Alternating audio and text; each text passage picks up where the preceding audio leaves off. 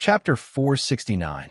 The emperor had once said in the palace that if he wanted to use Yin Xiaoyi, he dared to use little Yin Xiaoyi.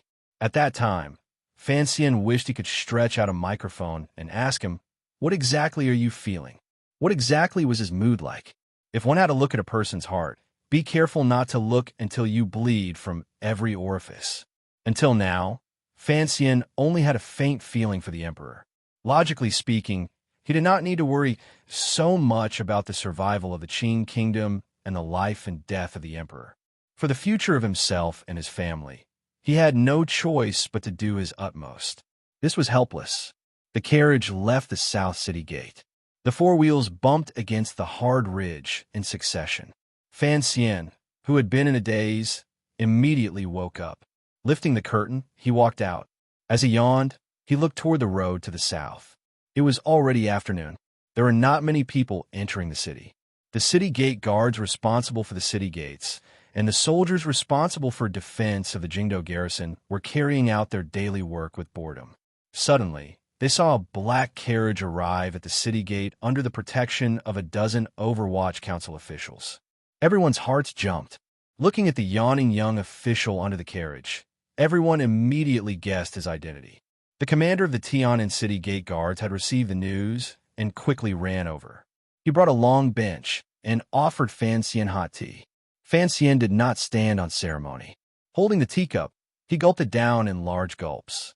Before long, the figure of a group of carriages appeared at the end of the road. Following the row of wild trees on the horizon, they gradually came closer and closer. In a moment, they had arrived in front of the city gate. Fan Xian went up to welcome them. The group of carriages stopped. Gao De and 7 other tiger guards stepped out of the carriage, as well as a group of 6 bureau swordsmen. With a swish, they knelt on the ground and bowed to him. Fan Xian waved his hand and had them rise. He couldn't help saying a few warm words of praise, but his feet did not stop. He climbed directly into the carriage in the middle. Lifting the curtain, he saw one holding a blue cloth bag and dozing off. Her long eyelashes rested peacefully on her pale skin. A lock of bangs fell peacefully on her forehead, hiding a girl's tiredness. Fan Xian didn't want to wake her up. He just sat by her side and took the blue cloth bag from her arms. At the same time, he glanced at the person opposite him with confusion. Cece, who was sitting across from him, blinked her eyes and said in a small voice, "We did it for a long time last night. Our spirits aren't very good today." Fan Xian smiled and didn't say anything more. He signaled for the carriages to enter the city. He only reminded Gao De and the others in a quiet voice to be careful when they entered the city gate ridge and not wake the person in the carriage. The carriage passed through half the streets of Jingdo and came to a quiet street in the south of the city. Fan Xian nodded. It stopped in front of the main gate of Fan. Lin Wan, the carriage stopped were full of joy. And when woke up, even Cece, she subconsciously hugged the arm next to her. She was very happy. After all, she felt a warmth that she hadn't felt for a long time. For an official to be made, she snuggled deeper into the warmer embrace. No matter where, but she woke up immediately. It was a particularly the girl jumped in fright, and along the way, only then did she realize that beside her was Fan Xian, who had already fallen asleep. Hurriedly returned. She put her heart back. He could only have the wife of the looking at the familiar face that she had not seen in a long time. Cece, she couldn't resist serving smiling innocently. The faces of the servants of the Fan Manor were full of joy. They continuously knelt. A string of noisy firecrackers rang out and startled Fan Xian out of his dreams. Along the way, he grumbled angrily and pulled his arm back. Fan Xian did not feel any empty air. However, he felt that there was no need to be so happy. To look. Even while his wife curled up in the corner of the chair, Cece were so looking at him.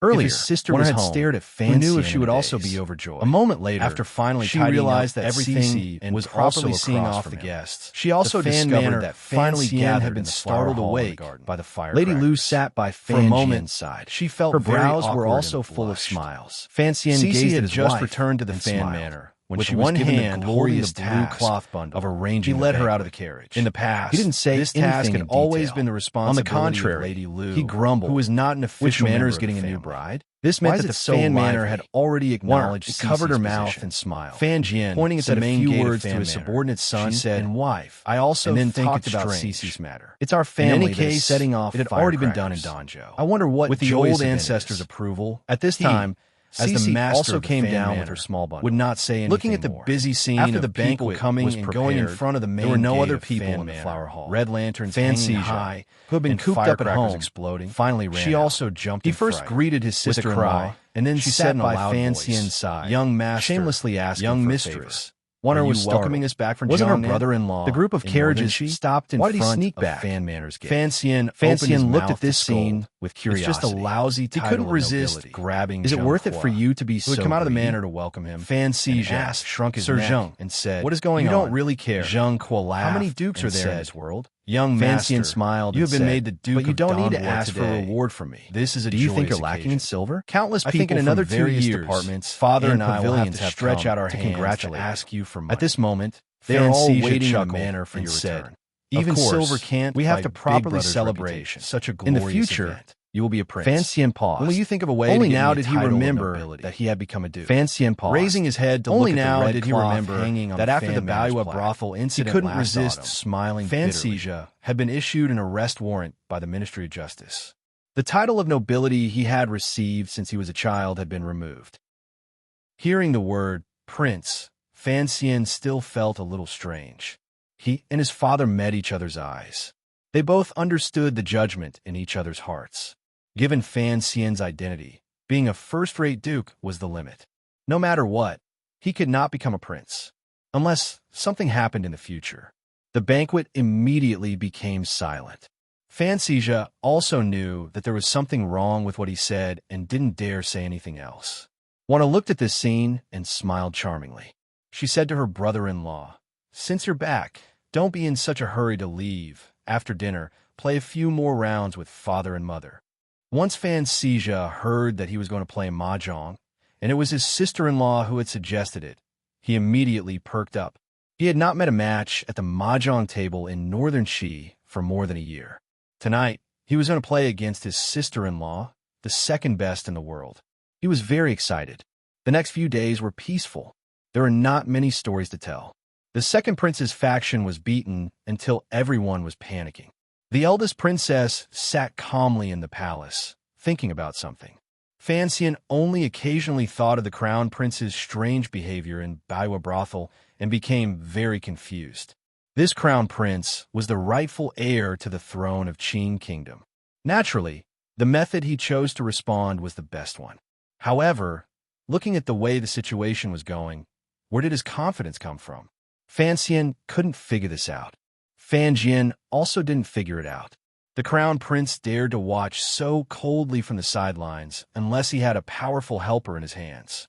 However, the eldest princess, who had originally supported him, had long been exposed by Fan Xian to her relationship with the second prince. What right did the crown prince have to believe the eldest princess' words again? Since he couldn't figure it out, he stopped thinking about it. He still had to return to Jiangnan next spring. After the new year, there were places like Chun Garden, King Jing's Manor, and the Great Prince's Manor that he had to visit. Thus, taking advantage of the few days before the new year, Fan Xian didn't go to the Overwatch Council or enter the palace. He just stayed obediently in the Fan Manor, being filial to his father, whom he hadn't seen in a year, and disciplining his brother, who had been in the north for a long time. The atmosphere of a family reunion was not bad. However, it was missing Ro and the old ancestor of Danzhou. At one time, Fan Xian had once privately said to his father that his grandmother had not seen Seja for a long time. Should he find a time for Seja to return to Danzhou? Fan Jian thought about it. It was indeed reasonable, so he let Fan Xian make the arrangements. Just as the situation was developing in a peaceful manner, on the 28th of the 12th month, an uninvited guest came to the Fan Manor. This guest was Northern Qi's envoy to the Qing Kingdom. His identity was a bit sensitive, but he had specially reported to the office of the Grand Herald before coming to the front door of the Fan Manor. Everyone in the Fan Manor felt it was strange, but they could only open the front door to welcome him.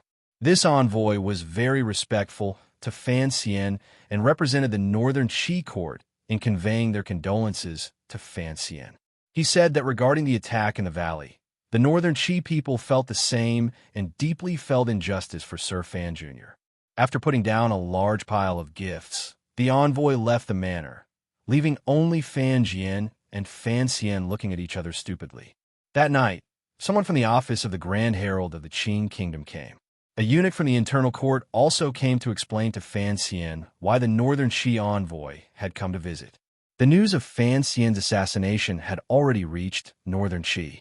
For some reason, the Northern Qi Emperor had personally written a private letter and asked someone to send it to the Qin Emperor.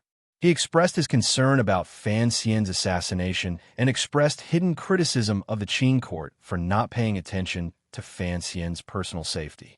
Hearing these words, Fan Xian looked at the eunuch and the vice minister of the office of the Grand Herald and sucked in a breath of cold air. He opened his mouth and cursed, wrinkling a pond of spring water.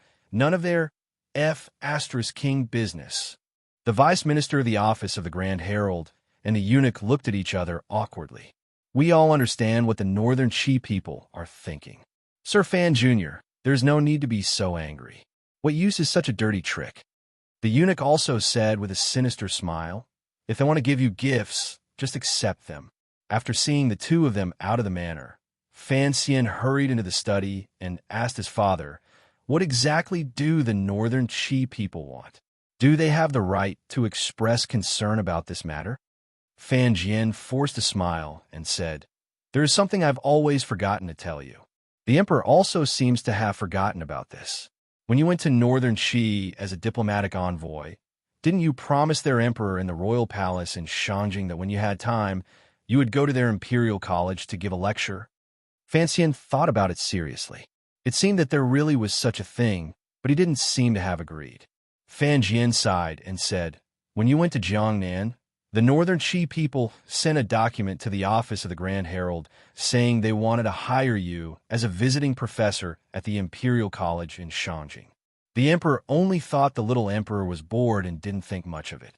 Who would have thought that the Northern Qi people were waiting here? Now that you are a visiting professor at the Imperial College in Shangjing and have been assassinated in the Qin Kingdom, it seems reasonable for them to express concern and anger. Fan Xian said angrily and bitterly, what good does it do for them to play tricks on me at this time? Fan Jian raised his head and glanced at his son. He shook his head and said, although it is a crude method and someone with some brains wouldn't believe this kind of provocation, your shady dealings with the Northern Qi people in Jiangnan cannot be hidden forever. After accumulating and destroying them, who knows whether or not the emperor will suspect you in the future? They only need to send some gifts, bring a few words, and lose some face. Then, they can take root in your throat. This kind of business is very profitable. Fan Xian furrowed his brows and felt great anger. The valley attack. Yet the little emperor of Northern Qi has unexpectedly caused trouble. It looks like the court will not continue investigating. Fan Jian glanced at him and smiled bitterly. Originally, the emperor didn't want to investigate. Now that there is such a useful reason, how can he bear to not use it? Fan Xian also smiled bitterly. A moment later, he said seriously to his father, Father, on the first day of the year, I want to enter the ancestral hall. Fan Jian was not very surprised. From the moment the emperor had officially granted Fan Xian the title of Duke of Donbua, he had understood the emperor's thoughts. He only calmly said, I want to enter the palace and ask clearly about this matter. To be continued. If you want to know what happened afterwards, please log on to www.qijian.com. More chapters. Support the author. Support original reading. Chapter 470. Just as the people in Baiwa Brothel had once said, Jingdo had been peaceful for a year. The biggest reason was because Fan Xian had been exiled to Jiangnan for an entire year. Following Fan Xian's return to the capital, the peaceful Jingdo could no longer maintain its apparent calm. For one, he just so happened to be at the point of conflict between various powers. For another, his style of doing things was completely different from that of a so-called immortal poet. It was even much more ruthless than the style of most of the nobles in the Qin Kingdom. The attack in the valley, the assassination in the night in Jingdo, the silent deaths of certain people, and the humiliating imprisonment of certain officials made the nobles in Jingdo once again deeply feel Fan Xian's power and determination. It made them understand that Sir Fan Jr. had been raised in the spring sunshine of Jiangnan for a year, but had not made his personality much gentler. After Fan Xian returned to the capital, shocking things happened one after another.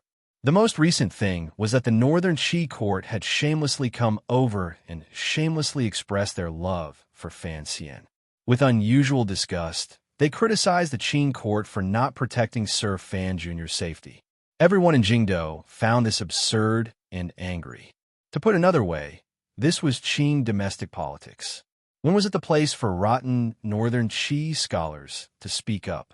However, the Northern Qi people had spoken up, and they had spoken up particularly loudly. In an instant, Fan Xian was pushed to the heart of the struggle. Although the clever people did not believe that he had any shameful collusion with Northern Qi, because Northern Qi's methods were too childish, the nobles and common people of the Qing kingdom still felt uncomfortable in their hearts. The gazes they turned toward the Fan Manor were complicated. The storm of this matter had not calmed. In just 2 days, on the first day of the new year, the entire Jingdo became fearful because of another matter related to the Fan Manor. There was not a glimmer of light in the sky. Fan Xian sat in the carriage and rubbed his slightly sore eyes. He thought to himself, is there a need to be so sneaky about paying respects to the ancestors? Yesterday was New Year's Eve, and the whole family played mahjong through the night. After Fan Xizha and Lin Wan divided up the family's assets, the mahjong game ended, and the whole family immediately got on the carriage and left the manor. Along the way, there were carriages from the other branches of the Fan clan converging together. Although each branch was calm, such a long line of carriages did indeed appear to be rather large. Fan Xian felt a faint excitement and nervousness in his heart. This was the first time he was paying respects to the ancestors, so he didn't know it should be at the 5th watch. Last year, when Fan Manor paid respects to the ancestors, he and Wanner had stayed in the garden. He vaguely remembered that it should have been in the afternoon. He glanced at the sleeping Xizha beside him and couldn't resist shaking his head with a smile. In his own carriage, presumably no Yamen in the Qing kingdom would be blind enough to search for Xizha, this criminal. Thinking that he could finally enter the ancestral hall today, the smile on his face never faded. He did not know how his father had negotiated with the emperor when he entered the palace, but in the end, it was clear that the emperor had helplessly nodded and the empress dowager had maintained her silence. Speaking of which, since the royal family could not give him a title, did they want him to never have a reliable surname for the rest of his life? Fan Xian smiled coldly. In reality, he could guess the outcome of his father's negotiations with the emperor. The emperor had made him the Duke of Donbua. In his opinion, he had already given enough of an explanation. Furthermore, given the situation at hand, the emperor did indeed need Fan Xian to clarify his identity to prevent his son's fight for the family property from becoming more complicated. The Overwatch Council's reduction of power was far from enough. If Fan Xian wanted to continue walking the path of a powerful official, the first thing he had to do was remove himself from the ranks of the princes. The carriages traveled for an indeterminable amount of time and waited for a while outside the city gates. When the gates opened, they drove out under the soldiers' unconcerned gazes. Following the official road all the way west, they finally entered the country estate that Fan Xian had once visited, the Fan clan's ancestral property. Over 30 carriages lined up and stopped on the dam outside the ancestral hall. The people of the country estate had long come to receive them. It was like this every year. They had all become skilled workers.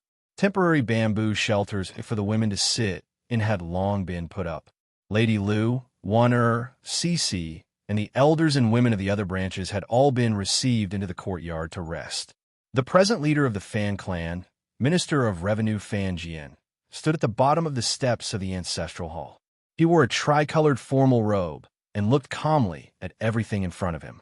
However, a warm and happy feeling welled up in his heart. He had raised a son for the emperor and finally raised his own son. Could this be considered the most successful day of his life? The leading figures of each branch of the Fan clan had already disembarked from the carriages and stood in order of seniority outside the ancestral hall. They stole glances at the leader at the head of the table. Each of them had complicated emotions in their hearts. 30 years ago, the Fan clan was already one of the large clans in the capital. Fanjian's branch was only a side branch and weak family. If it had not been for that old ancestor who had supported the present emperor and King Jing, how could Fan Jian have become the leader of the clan? After Fan Jian became the leader, he was very strict with the members of the clan. His own official position grew higher and higher. No one in the clan dared to disobey him. Furthermore, there was now another person called Fan Xian in the Fan Manor. Everyone put down the clothes they needed to worship the ancestors. Peace incense was lit. The sacrificial items had already been prepared. The monk who often served in the ancestral hall respectfully spread out a row of felt blankets and slowly pulled open the main doors of the ancestral hall. With a creak, the doors made of blackwood were pulled open. A gust of cold wind surged out from inside. It was as if the ancestors of the Fan clan were coldly watching their descendants. The hundreds of men of the Fan clan lowered their heads and lined up. At this time, the door of a carriage behind them opened. Fan Xian, dressed in cloth clothing, calmly stepped out. Following his father's hand signal at the bottom of the stone steps, he slowly moved forward between the two groups of men. The atmosphere in front of the ancestral hall had been solemn.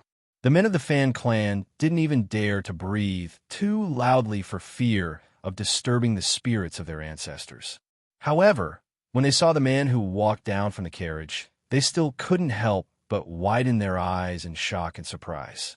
Their mouths gaped open as they let out countless sighs of surprise. At the back of the line were the teenagers. After seeing Fan Xian, they were even more frightened. These were the pitiful little overlords whose legs had been broken by Fan Xian outside Baiwa brothel and whose buttocks had been smashed by Lady Lu in the Fan Manor. Fan Xian had also come to worship the ancestors. These little overlords of the Fan clan were so frightened that their legs trembled. Fan Xian walked steadily forward and gradually approached the stone steps of the ancestral hall. He saw that at the bottom of the steps, his father seemed to be arguing about something in a low voice with a few elders. Fan Xian had seen those elders before. He knew that they were virtuous and well-respected elders in the Fan clan. One of them seemed to be someone he had to call uncle. The face of the highest-ranking uncle in the Fan clan was full of worry. He quietly said to Fan Jian, "Ida, this is not appropriate." Fan Jian smiled slightly and said, "Second uncle, what is not appropriate?" The uncle's eyes were full of fear. Lowering his voice, he said, this child. He suddenly stopped talking. Did he have to say in front of the clan leader that his son was not his own? But he was still terrified. The elders of the Fan clan in front and behind him were also terrified. They had not thought that this year's worship of the ancestors would create such a large ruckus. It was all because the manor had quietly brought Fan Xian here. Everyone began to talk at once. Although they didn't dare say it openly in front of Minister Fan, they all vaguely expressed their worry. However, they didn't dare speak too loudly for fear of disturbing the ancestors in the ancestral hall. Everyone was dissatisfied. They thought, he is not a descendant of the Fan family. What right does he have to worship the ancestors?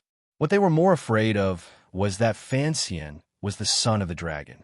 Would the Empress Dowager and the Emperor be unhappy that he had returned to the Fan family?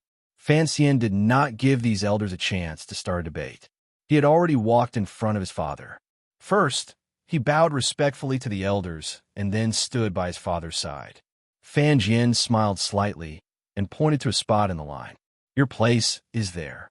Seeing that the clan leader would not listen, no one dared to object. These elders of the Fan clan were actually more afraid of the scent that Fan Xian carried on his body. The ancestors are meritorious. The clan is virtuous. All things come from heaven, man from the ancestors. White smoke curled around the inside and outside of the ancestral hall. Utensils were on display. The men kowtowed one by one. Amidst the rising and falling chanting, the Fan clan's worship of the ancestors proceeded steadily. However, people couldn't resist sneaking a few glances at Fan Xian. Fan Xian had already knelt, bowed, and kowtowed in the ancestral hall. Now he stood to the side and looked at the paper flowers filling the sky and the snow on the distant mountaintop in a daze. He knew that his name could finally be recorded in the Fan clan's genealogy. For a moment, a bright color appeared in the depths of his heart. Fan Sija kowtowed in the direction of the ancestral hall in the carriage. It was not convenient for him to get off. Fan Xian stood by the carriage and couldn't resist sighing. He thought to himself that he had been reborn. In the cave in northern Shi Mountain, in front of the dying Shao Inn, he had acknowledged his belonging to this world. Now, in front of the Fan clan's ancestral hall, he had once again confirmed his belonging to this world. His life had finally been branded with an indelible mark. He was intimately connected to this world and could no longer be separated. The morning light arrived early. The white fog in the country estate and the fog in the ancestral hall mixed together and could no longer be separated. As Fan Xian stood by the carriage outside the ancestral hall of the Fan clan and sighed, almost at the same time, across half of the Qing kingdom's territory, in one of the largest manors in the world outside Suzhou in Jiangnan, Xia Qifei knelt in front of the ancestral tablets and cried silently outside the ancestral hall that was even taller and more majestic than the Fan clan's ancestral hall. No, it should be said that the present seventh young master of the Ming family, Ming Qingsheng, trembled in front of the ancestral tablets and allowed tears to wash his face. The current head of the Ming family, Ming Qingda, used a complicated gaze to look at the crying Ming Qingsheng, his seventh brother who had left home when he was young. Ming Lanshi stood below fourth uncle and looked at this seventh uncle, who had never had the opportunity to enter the ancestral hall to worship the ancestors. His face remained calm, but the depths of his heart were filled with a sense of defeat. Fourth uncle had been released by the Suzhou government half a year ago.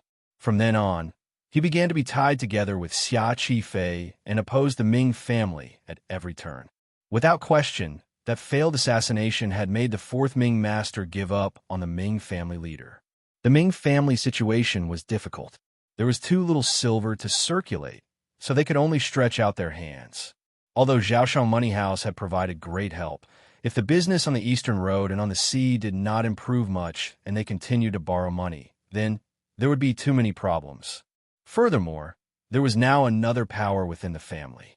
His aunt's son stood by the fourth Ming master's side. Thinking of this, Ming Lanshi hated the imperial envoy far away in Jingdao. The present situation had been single-handedly created by that person, including Xia Qifei entering the ancestral hall to worship the ancestors and return to the ancestral home. It was also part of the agreement made back then. Ming Lanshi didn't know why his father would agree to this request. Xia Qifei wiped away the tears on his face and knelt on the ground. Facing the ancestral tablets, he quietly said in a voice only he could hear, "Father, Mother, that old which is already dead, I have finally returned." Ever since he was a child, he had been chased out of the Ming family home and had escaped death countless times. Even when he later became the commander of the Jiangnan water bandits, he had only thought of one day using blood and fire to get revenge. However, he himself could only become a lonely ghost. He had never dared to hope that he could openly return to the Ming family. Presently, he was not only the commander of the Jiangnan water bandits, but also the unknown supervisor of the 4th Bureau of the Overwatch Council stationed in Jiangnan Road. He was already the owner of Xiaomingji and was responsible for the sale of palace treasury goods in Northern Qi Road. At this moment, he had also obtained the identity of the 7th young master of the Ming family. In the future, the Ming family's enormous fortune would have a share. It might even all be his.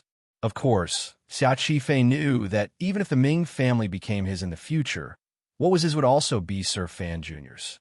Everything he had now was given to him by Sir Fan Jr. with both hands. Xia Qifei was a person who knew how to repay kindness. He was also someone who knew his limits and did not have too much ambition. As long as he could get his revenge and return to the Ming family, everything was fine. The 4th Ming master, who had long lost the ruthlessness of the past, went forward and helped him up. Comfortingly, he said, "7th brother, as long as you're back, it's fine." "Thank you, 4th brother." Xia Qifei stood and stared blankly at the head of the Ming family.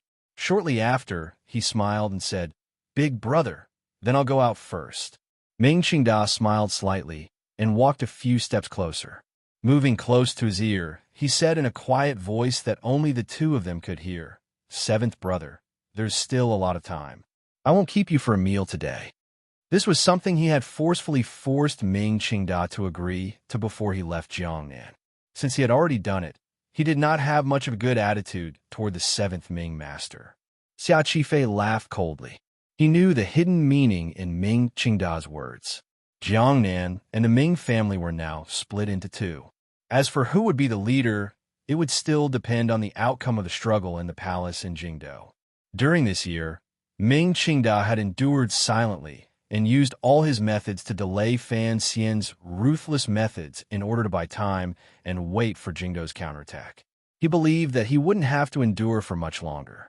However, Xia Qifei's thoughts were the exact opposite of Ming Qingda's. He was also waiting.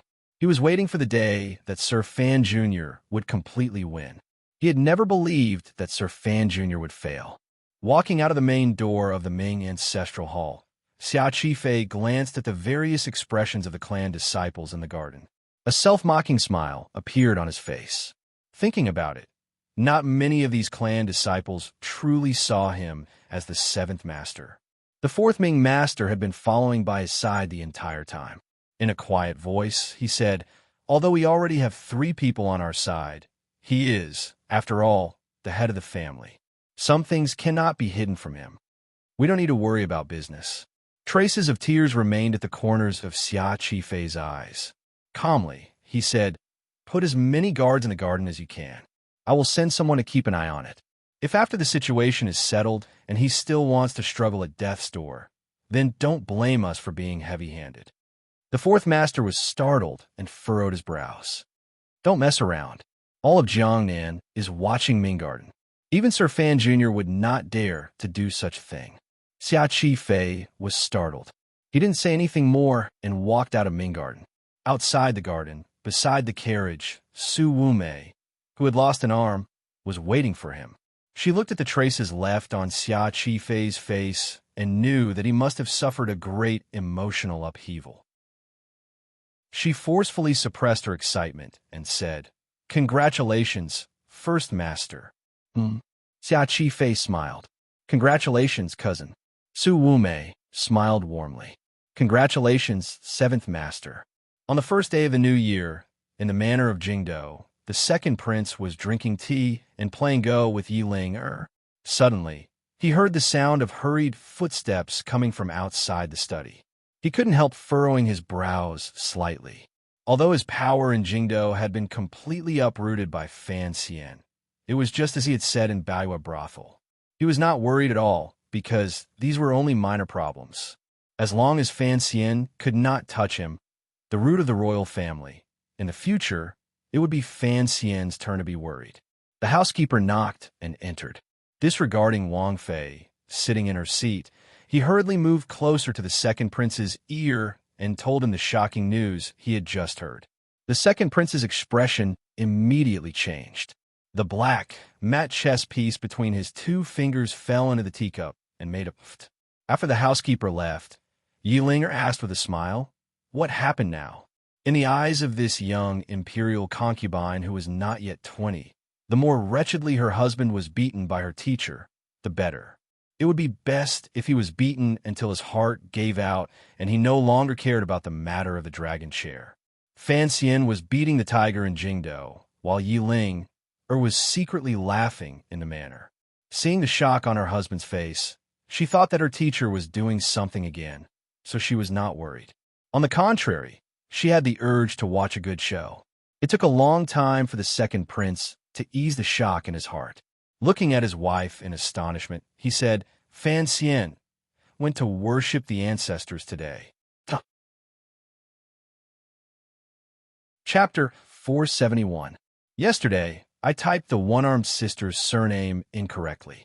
My original surname was Guan, but I had no choice but to follow Su.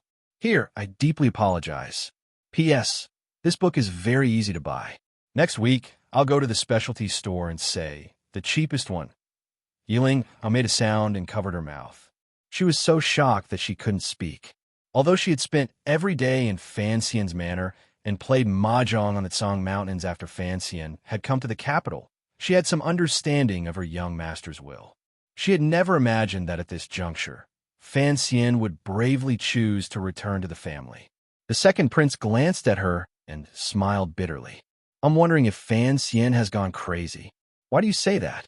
A glimmer of doubt flashed through Yi Linger's jade-like eyes. Since Fan Xian dared to worship his ancestors, it must have been something that the Empress Dowager and the Emperor had tacitly agreed to. Why did her husband still think Fan Xian had gone crazy? The second prince shook his head.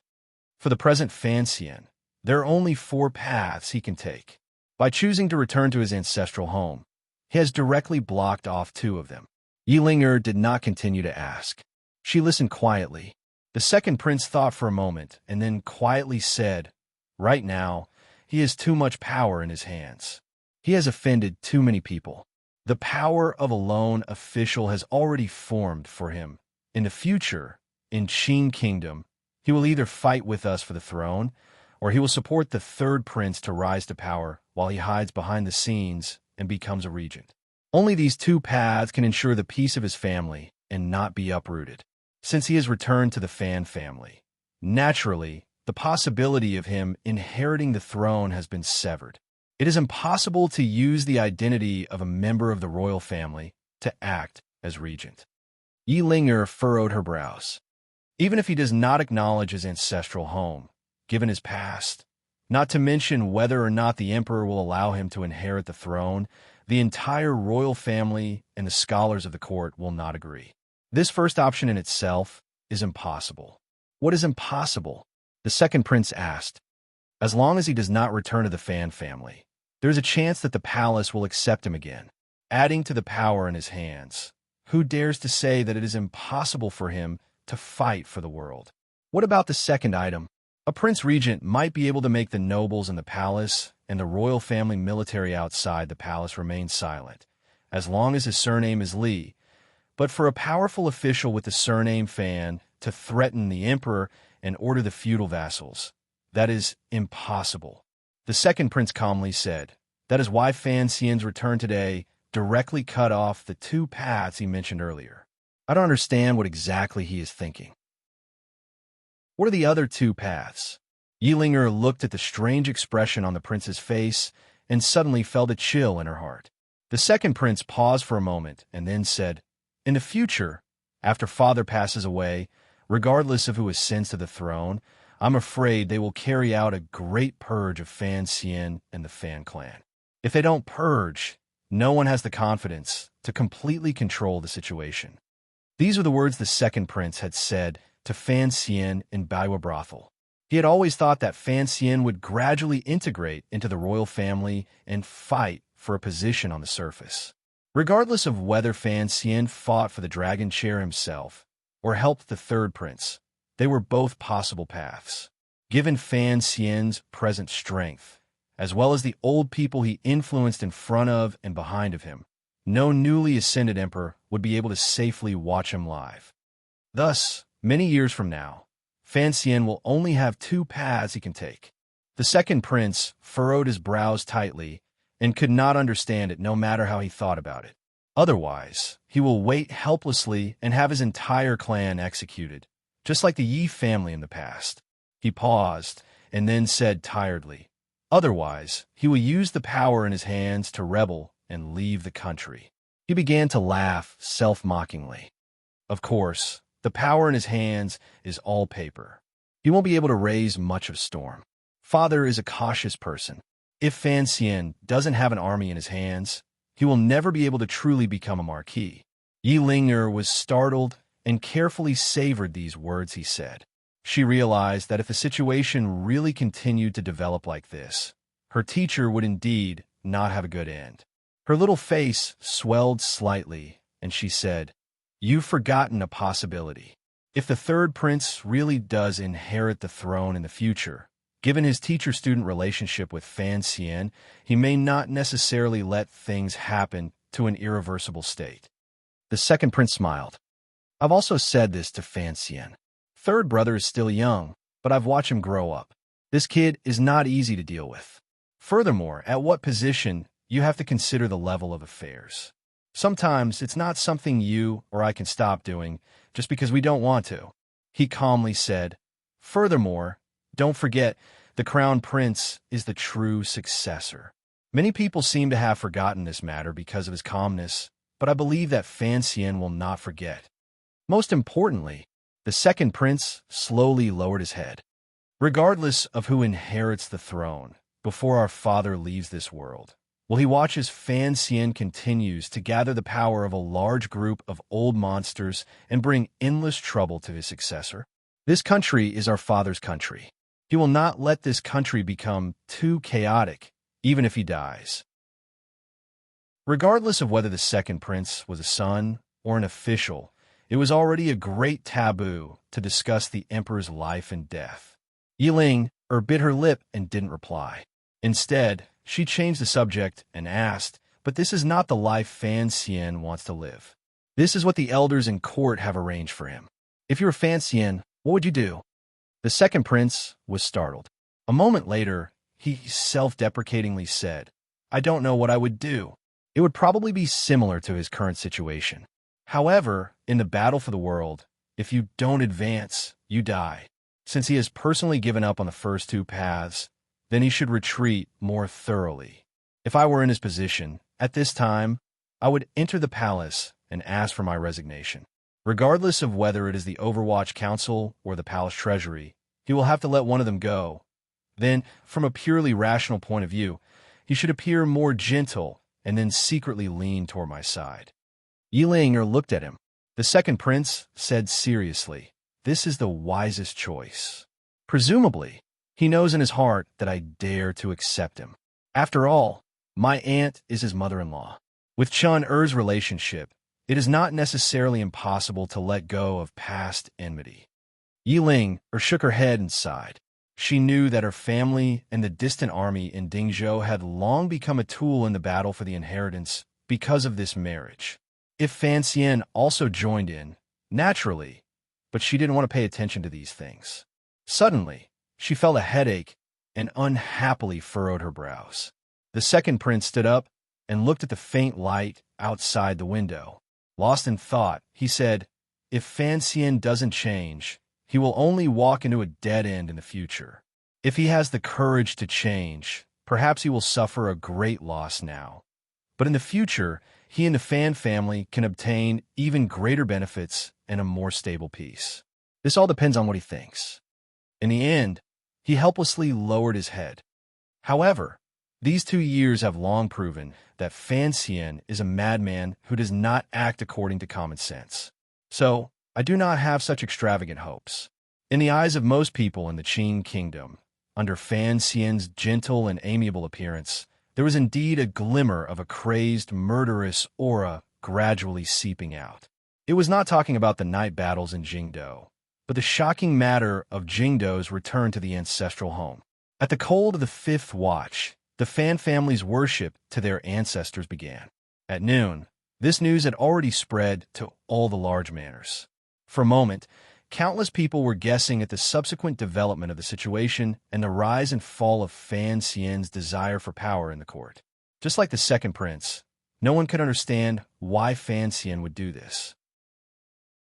Although in the past, he only had the identity of the emperor's illegitimate son and had no hope of entering the palace, the identity of an illegitimate son was still an identity. As long as it was not sealed, anything was possible. Furthermore, this identity would certainly be of great use in the future. A long time ago, Chun Pingping had thought that once the Empress Dowager was gone, it was not impossible for Fan Xian to re-enter the ranks of the princes. Fan Xian's actions today had finally branded his name with the brand of the Fan family, cutting off the possibility of his surname being Li. In the eyes of most people, this seemed somewhat foolish or impulsive. Even in the depths of the palace, this news shocked the hearts of many nobles. Lady Shu was transcribing the rare book of Tianyi Pavilion that Fan Xian had sent over with graceful handwriting. Listening to the palace maid's report, she shook her head somewhat sullenly. Lady Ning was in her small courtyard, practicing her swordsmanship around a tree. After hearing the news, her face lit up and she praised Fan Xian for having a backbone. In Shufang Palace, Yi Guipin was watching the third prince practice his calligraphy. Hearing Xing Er's quiet words, she smiled slightly and said nothing. She only looked at her son with a complicated expression. After a while, she pulled her son behind the curtain and quietly told him the biggest news of the day in Jingdou. She spoke very seriously and solemnly. The third prince was startled. At such a young age, he immediately understood many things. His teacher had returned to the family, to a large extent, for his sake. Finally, Yi Guipin said seriously, "Pinner, you must firmly remember everything that Master Fan has done for you. If you dare to do those things in the future, I will not forgive you." The third prince lowered his head and said nothing. In Guangxin Palace, eldest Princess Li Yunrui, who had always lived in seclusion and rarely left the palace, was the first to hear the news. This beautiful woman paused for a moment and then smiled. As the saying goes, one smile can charm 100 people. Just like this, it actually suppressed the light of the white curtains inside and outside the palace and the light of the jade trees. The palace maid asked cautiously, "Princess, why are you so happy?" The eldest princess slowly withdrew her smile and said very softly, "I suddenly feel that my son-in-law is a very good man. He knows when to stop and when to stop. It is a pity that I have only met him once. Tomorrow, arrange for him and Wan to enter the palace. I want to see how young Fan Xian has grown so quickly in the 2 years I have not seen him." The palace maid was startled. Sir Fan Jr.'s actions were clearly too impulsive and did not consider the pros and cons enough. Was the eldest princess happy because of this? Looking at the eldest princess's expression, it was clear that she greatly admired Sir Fan Jr.'s actions. In Hongguang Palace, the Empress Dowager was picking at her rosary beads and muttering something. Old Eunuch Hong was bent over to serve at her side. After a long time, the Empress Dowager sighed and said, "That child knows the big picture. It has not been easy." Old Eunuch Hong said with a slight hiss, "Sir Fan Jr. is not bad." In the quiet and secluded little building at the back of the royal palace, the Qing Emperor, dressed in a yellow robe, held his hands behind his back. He looked at the yellow-clothed woman in the painting in a daze. A moment later, he quietly said, "Our son is indeed more like you. He is very proud. It is not that I don't want him to come back. It is just that he doesn't want to come back. The surname Fan is good. Back then, you and Ida used to call each other brother and sister. Just take it as following your mother's surname." A cold winter breeze blew in through the building and made the painting flutter slightly. The beautiful face of the yellow-clothed woman in the painting twisted slightly. It was as if a mocking smile rose to the corners of her lips. It was as if she was mocking the emperor's words. On the afternoon of the first day of the new year, Fan Xian sat in the carriage heading toward King Jing's manor. This was an old custom between the Fan Manor and King Jing's manor for many years. After the new year, there had to be a day chosen for the people of the two manors to gather together. Fan Xian had been away from Danzhou for 3 years and had long gotten used to the strange, intimate relationship between his family and King Jing's manor. Although Hongsheng had been miserably grounded for a year because of Fan Xian's good work, Fan Xian knew that this was actually King Jing's ruthless decision to prevent his manor from being dragged into the fight for the throne. The relationship between the two manors had not been affected by the battles between their sons and nephews. The carriage jolted slightly. Wanner looked at Fan Xian in a daze and didn't speak for a moment. Fan Xian smiled. "If you have anything you want to ask away. I'm thinking that everyone in Jingdou must be talking about you today," Lin Wanner said with a smile. "They're all calling you an idiot." Fan Xian smiled even more happily. Suddenly, he fell silent again. A moment later, he looked into his wife's eyes and said seriously, "I can hide it from everyone under heaven, but I won't hide it from you." Lin Wanner smiled slightly and looked into her husband's eyes. Fan Xian calmly said, "In reality, the reason is very simple. There are only 2 reasons. First, I have always thought of myself as Fan Xian. I was raised by my grandmother from a young age. I will not accept any other surname. I have always been willing to return to my ancestral home and worship my ancestors so I will do it.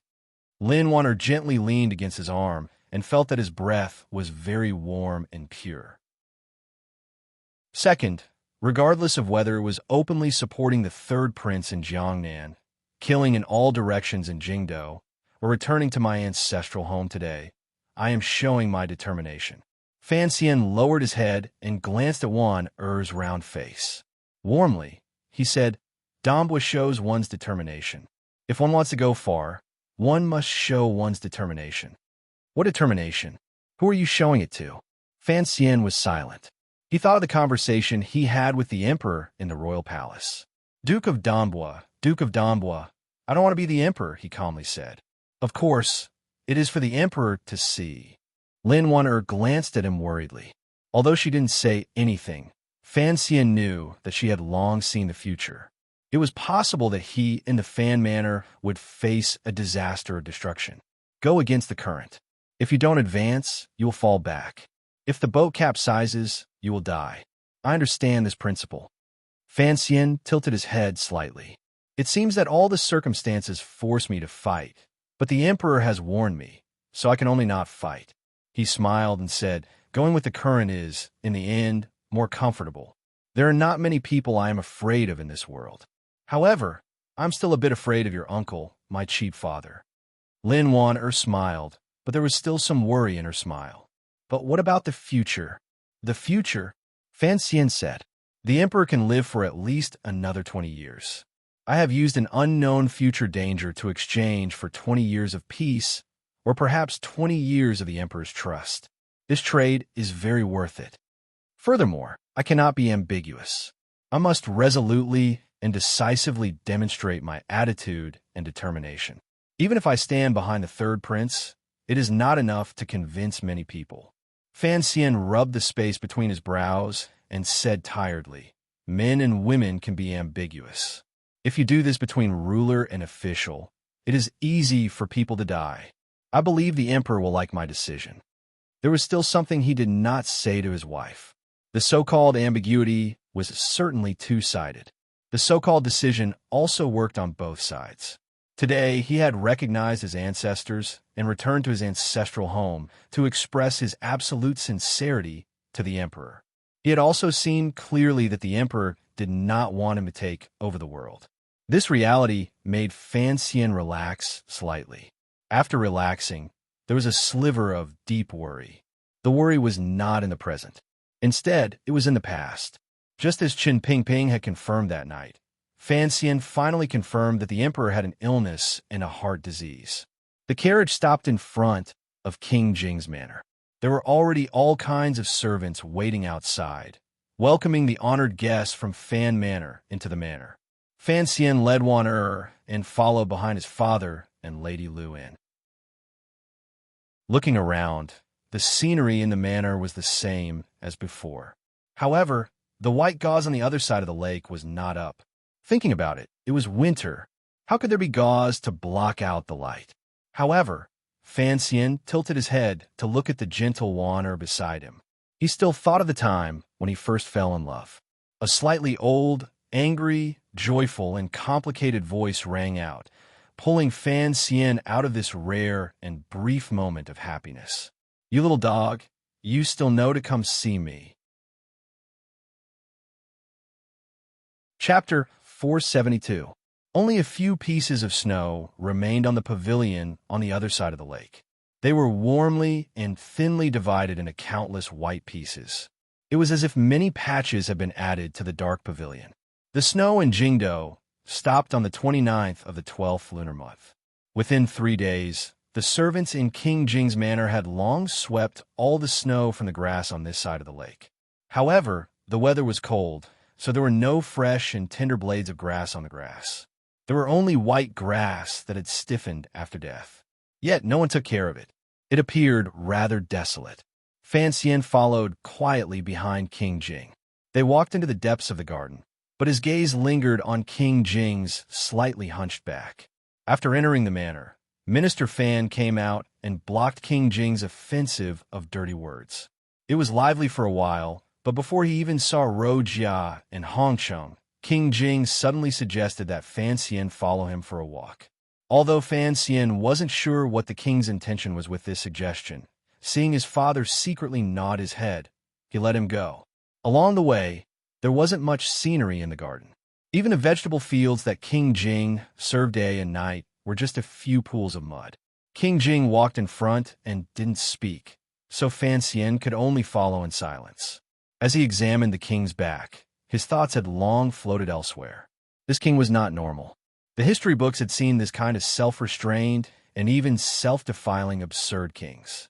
However, it was rare to see a noble like King Jing who did it so straightforwardly and truly had no desire for power. Particularly with his old appearance, no one knew what kind of mental blow he had experienced in the past. The two of them stopped by the vegetable fields. King Jing said in a raspy voice, "The first time I saw you, it was in this vegetable garden." Fan Xian thought of that poetry gathering and how he was always a guest in the sorrowful autumn. He thought of how his mind had been filled with lewdness at the time of seeing a smiling white-clothed woman in a vegetable field and then seeing a farmer. He couldn't resist laughing and replied, "You always like to tease the younger generation. I'm not the only one who grows vegetables in the capital," King Jing said. Fan Xian was startled, thinking that this was not nonsense. Although Jingdo was wealthy, there were still many poor commoners. It was common for these commoners to grow vegetables under the walls of their courtyards to supplement their daily diet. But since King Jing had said so, he naturally had his reasons, so Fan Xian listened quietly. That old guy from the Qin family also likes to grow vegetables, but he only grows cabbages and carrots. King Jing said with a hint of mockery, "Soldiers only know how to fill their stomachs.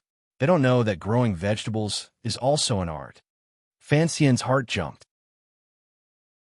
He carefully thought over the prince's words and didn't know how to respond for a moment. King Jing walked into the muddy vegetable field and put his hands on his waist. He looked at the desolate scenery around him. After a moment of silence, he said, "Have you found out who did the attack in the valley?" Fan Xian closed his mouth tightly. Of course, he knew that the attack in the valley had been single-handedly arranged by the old killing god of the military, the old Qin master. The problem was, this was presently Qin Kingdom's biggest secret, other than Shun Pingping and himself. Presumably, not many people knew. King Jing had first talked about the old Qin master growing vegetables, and now he was talking about the attack in the valley. Was he hinting at something? But King Jing often did not ask about political affairs and did not have any deep connections with the civil and military officials of the court. Why did he have to say that the attack in the valley was done by the old Qin family? However, King Jing did not say anything, so Fan Xian did not know if his guess was correct. Furthermore, he could not tell the other party about the Qin family because it involved the deepest of secrets. He could only smile bitterly and say, "The court has been investigating this entire time, and the council is also investigating. We only know that it has something to do with the military. However, the witness is already dead. There are no clues at all." King Jing turned his head to glance at him, as if surprised by his indifference. He thought that the kid did not understand his meaning. He huffed angrily and said, "Idiot." Fan Xian smiled bitterly and thought to himself, in this kind of matter, couldn't he pretend to be stupid?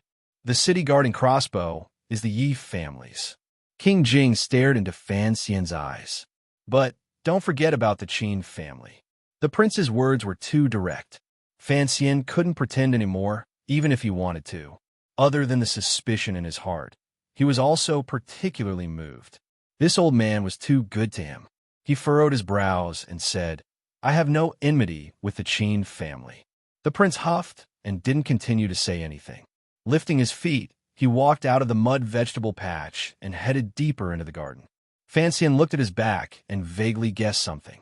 The reason the prince dared to guess that the Qin family would act was certainly because of what happened back then. However, the connection between the Qin family and the Taiping courtyard murder case was a secret that even his father did not know. Even Shin Pingping had only found out after a dozen years of investigation. How did the prince know? Thinking of this, hot blood surged in Fan Xian's heart. He didn't care anymore. He caught up and grabbed King Jing's sleeve. King Jing started and slowly turned his head. Fan Xian looked at him and said sincerely, "What exactly happened back then? Why did no one under heaven know that the Qin family was involved? Why was this matter not brought to light when Jingdo bled that night?" "You ask too many questions," King Jing sighed and said. "Although I'm just an idle king who doesn't do proper work, you have to remember that I'm still a member of the royal family. As for why I know what the two old fellows behind you don't know, the reason is very simple. It's because I was still young back then, and I was still with my mother." The corners of the prince's brows twitched. He revealed a mischievous smile. "I was young and always liked to hide and seek everywhere. So, sometimes it was easy to overhear things. As for what I overheard, no one else knows in all these years." Fan Xian forced a smile and stopped. The prince's willingness to point out the Qin family was already a sign of unusual love for him. However, if that matter involved the Empress Dowager, who was the prince's own mother, how could he continue? Yunrui was young at the time. This matter had nothing to do with her. King Jing was silent for a moment and then suddenly said, "I still want to make this clear to you. You followed Fan Jian and the Overwatch Council since you were young and learned a lot. However, there are many things that have also become laughable." At this moment, the old and the young stood on the cold ridge of the field. Not far away was the wall of King Jing's manor. Outside the wall was the unchanging and bleak sky of Jingdo. Fan Xian listened to the prince's words beside him and felt incomparably warm in his heart. What matter? Regardless of whether it is Chun Pingping, that old dog, or your father, they are both masters of scheming. Thus, they always like to make things very complicated. Most importantly, they don't trust anyone, and the one they trust the least is each other. King Jing smiled coldly. "This is the stupidest thing." Chun Pingping even suspected Yunrui in the past. He didn't think about how old Yunrui was at that time. Fan Xian forced a smile. The mutual suspicion and wariness between his father and Chun Pingping had existed ever since his mother's death and had grown deeper and deeper. It had only improved after he had entered the capital. "I've swallowed the matter of the old Qin family for so long. Today, I'm telling you not for you to take revenge," King Jing said calmly. King Jing calmly said, "I just feel that you have offended the military enough. Our Qin kingdom has always been founded on the military. If you don't know who your true enemy in the military is, I am worried that you will die casually." King Jing said the words casually, very seriously. He didn't want anyone else to die casually like this anymore. Fan Xian bowed to the ground and then straightened his body. He asked the question he cared about the most. "Sir, why are you so good to me?" Hearing these words, King Jing suddenly froze. After a long time, he suddenly laughed. His laughter grew louder and louder, sharper and more mournful. He laughed until his stomach hurt. He squatted on the ridge of the field and held his abdomen, unable to raise his head for a moment. Fan Xian's mind was in a mess. He stood woodenly to the side and looked at the prince beside him. He looked at the white hair on his head that did not match his actual age fluttering in the cold wind. He looked at the tears squeezed out of the corners of his eyes because of his smile. After a long time, King Jing straightened his body and furrowed his brows in thought. He then said, "I also don't know." He then walked down the ridge of the field. Fan Xian continued to follow, silently behind him. "The emperor and I were both raised by my mother," King Jing said calmly. His face had long recovered its usual weathered calmness. At that time, King Cheng's manor was not very eye-catching. It didn't have much status in Jingdo, so my brother and I could still play around. Your father followed us every day. Additionally, there was Chun Pingping, the study companion that the palace had invited. The four of us mingled together every day. I was the youngest, so I was the most bullied. Later, my brother and Chun Pingping went to my mother's old home in Danzhou to play. After they came back, they happily said that they had met an interesting girl there. King Jing smiled. Not long after, that girl arrived in Jingdo and found King Cheng's manor. Fan Xian also smiled. That was my mother. Yes. King Jing leisurely thought about the past. I remember when I was young, I pestered your mother every day to play. Yes, at the time, I called her Sister Yezi. Your mother loved me very much, so my brother could not let Chen Pingping bully me anymore. This was very good. The old and the young talked as they walked. In a moment, they had arrived outside a study. Although Fan Xian wanted to listen more to King Jing talk about the past, he still put his attention on the study because it was clear that few people came to this study. King Jing liked to grow vegetables and did not like to read. King Jing pushed open the door and entered. In a raspy voice, he said, "Sit." Fan Xian did not brush away the dust on the seat and sat down calmly. King Jing rummaged through the bookcase for a while and finally found a thick book. He handed it to Fan Xian and said, "Read."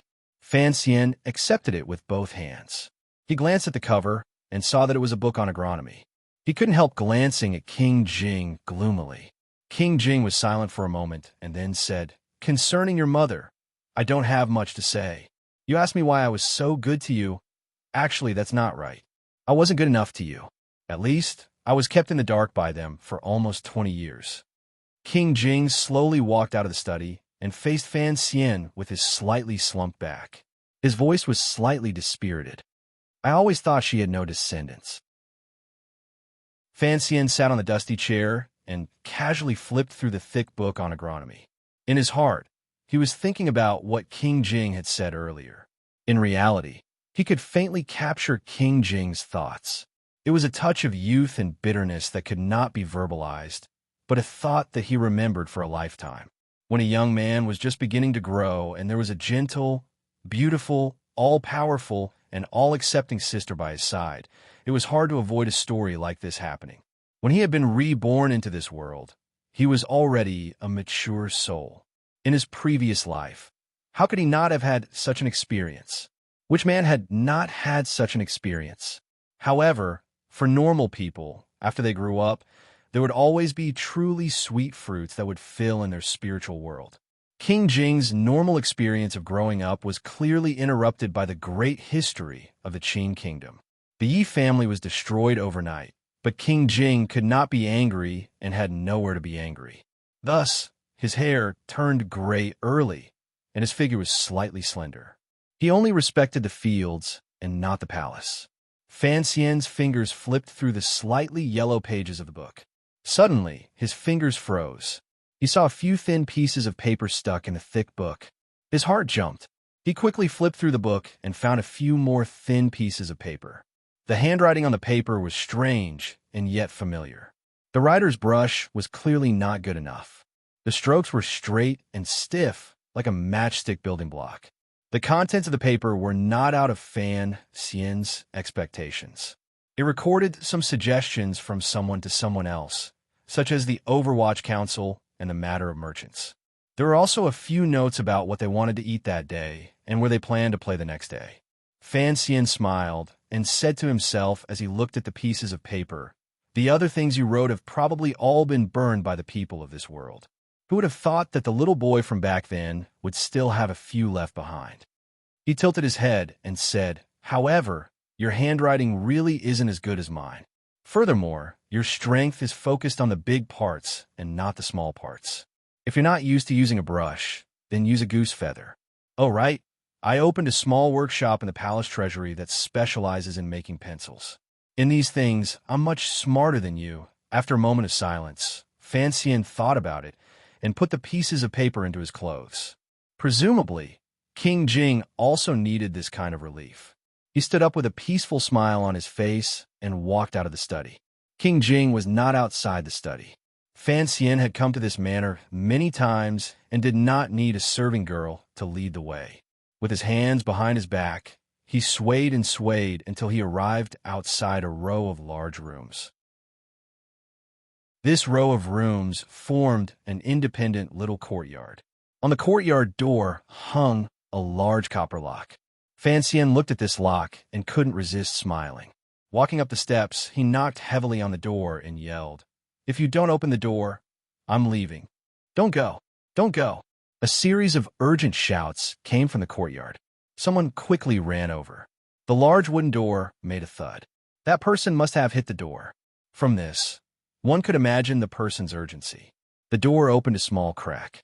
Fan Xian narrowed his eyes and looked in. He couldn't help but jump in fright. he found that there was also an eye looking out from the other side. There were clearly a few patches of eye wax at the corners of the person's eyes. His hair was messy, and he looked extremely haggard. Damn it, Fan Xian spat. You're the ghost. Locked in the room, Crown Prince Jing, Li Hongcheng, let loose a torrent of abuse. Hurry up and fish me out. Fan Xian saw that he was truly pitiful and couldn't help but sigh. However, before he could finish sighing, he laughed again and scolded. His Highness locked you up. How am I supposed to fish you out? Go plead for mercy for the old man. Li Hongcheng was about to go crazy from being locked up. It wasn't easy to see someone who wasn't afraid of his father. How could he let it go? He scolded. You kid, do you have any conscience? You tricked me, you slandered me, you used filthy words to spray me. I accepted it all, but I've been locked up for so long. Don't you have any sympathy? Remember when you first came to Jingdo? Did I treat you badly? I took you to the brothel. I let you pick up girls. Fan Xian plugged his ears and listened to Li Hongqing's continuous scolding. He knew that this guy was truly too wretched. He smiled bitterly and said, His Highness locked you up for your own good. Otherwise, if you went out and messed around with those brothers again, in the end, it wouldn't necessarily end well for you. If I die, then I die. Li Hongqing laughed coldly. It's better than being suffocated to death. Fan Xian took a few steps back and looked at the layout of the courtyard. He couldn't help but say, dumbfounded, Heavens, it can't be. You've been locked up in this courtyard for a year, right? Li Hongsheng was startled and scolded. Then I would have gone crazy a long time ago. Usually, I'm just not allowed out of the manor. Although it's all prison, the manor's prison is always a bit bigger. Fan Xian rubbed his nose and nodded his head in admiration. With the manor as a prison, the heart cannot be free. The Crown Prince's words are indeed philosophical. Li Hongchang sighed sorrowfully. Don't provoke me anymore. Originally, it was good for me to stay in the manor and listen to the drama. In the end, as soon as you returned to the capital, you were assassinated. Then you want to kill people. My old man didn't say anything and immediately locked me back in the little courtyard. Tell me, who did I offend? Fan Xian looked at Li Hongqing's pitiful appearance through the crack in the door. He couldn't help but feel sympathy and remorse in his heart. He knew why King Jing's manor was like this. It was because King Jing didn't want his son to be involved in those matters. As soon as he returned to the capital, he made a big move against the second prince's faction. If Li Hongsheng was still tied to the second prince, who knew how he would deal with him? All right. Fan Xian looked around and saw that there was no one around. In a small voice, he said, I'll get you out and take you to have fun. But you have to promise me that you won't go see those people. Li Hongsheng was overjoyed and nodded repeatedly. He only said with suspicion, Don't break this lock. If I want to escape, I don't know how to fight my way out. Fan Xian took out a key from his belt and mockingly said, Don't forget, I came from the Overwatch Council. The large copper lock opened with a click. King Jing's crown prince, Li Hongsheng, who had been locked in the little courtyard without seeing the light of day, finally saw the light of day. He took large steps out and looked at the open surroundings. He took a deep breath and patted Fan Xian's shoulder heavily. At least you still remember old times. In reality, with such a big commotion, how could the servants in the manor not know? However, since the person in charge was Sir Fan Jr. and the person they were saving was their own crown prince, no one dared to stop him. Right at this moment, a clear and bright voice that was slightly anxious and fearful suddenly resounded. Brother, why did you run out on your own? Not far to the left of the stone steps stood a young noble lady wearing an apricot red robe. Her little face was red with anxiety. Be careful, father will beat you to death. Fan Xian turned his head in surprise and looked at the young lady. He saw that she still had that weak and meek appearance. However, there was more elegance and grace between her brows than in the past. He couldn't help but feel shocked. It had only been a year since he had seen her. How had the little girl become such a pure and lovely young lady? The young lady also saw Fan Xian's face clearly and was shocked. She covered her mouth. After the pleasant surprise in her eyes, she suddenly seemed to think of something. Immediately, a thread of mist formed in her eyes, and she looked like she was about to cry. Fan Xian's heart was filled with fear. If one had to say who he was most afraid of in Jingdo, other than the emperor in the palace, it would be this young lady in front of him who had deep feelings for him. He remembered that when she was young, she clung to his side every day. Fortunately, the dust had long settled. He was her cousin. His heart relaxed a great deal. However, suddenly seeing the young lady's sad appearance, his heart also felt a bit uncomfortable. The young lady finally calmed her emotions. She walked in front of Fan Xian and bowed slightly. Using a mosquito-like voice, she said, "Greetings, Brother Xian." Chapter 473. Fan Xian looked at the girl and wanted to run. Tugging on Hongqing's sleeve, he prepared to play with the two of them over the wall. Unexpectedly, a servant came out of nowhere and bowed to the two of them with a pained expression. "Crown Prince, the king knows you've come out and wants you to see him." Hearing these words, Crown Prince Li Hongchong sucked in a cold breath. He was extremely vexed and regretful, but there was nothing he could do. He went first. Before he left, he glanced at Fan Xian and laughed bitterly.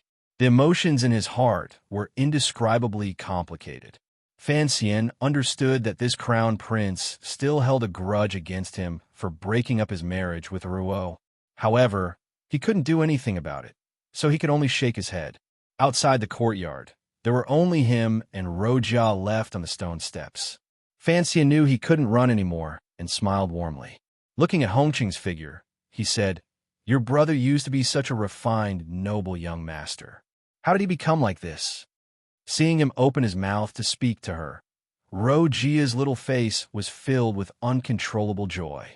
She stammered, "Locked up for too long, scolding people every day, more and more like father." Fan Xian was startled and thought that it was true. Looking at the crown prince through the crack in the door, he didn't look down on him, but he saw that he was different from other people in power. This kind of character was naturally inherited from King Jing. In the so-called struggle, one could win or lose. This was the correct way.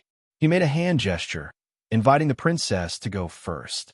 Rojia pulled at the skirt under her large red coat and lowered her head shyly as she walked slowly in front. Fan Xian followed behind her. As he walked, he examined the girl who was gradually spitting out her stamen. Looking at the soft strands of hair on her temples in the wind, his heart moved slightly. "Sister Rojia, has anything new happened in the girls' school recently?" "Brother Xian, nothing." "Sister Rojia, Brother Xian," the two of them chatted. Sister Rojia's Brother Xian came more and more smoothly. The little girl's Brother Xian never stopped. Like this, they slowly walked toward the front of the manor.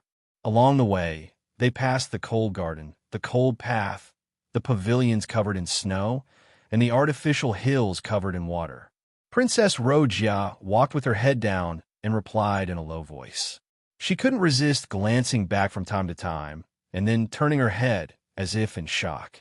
Fan Xian sighed in his heart and quickened his steps. He walked to her side and stood shoulder to shoulder with her. Princess Rojia sensed the presence of a young man beside her and was startled.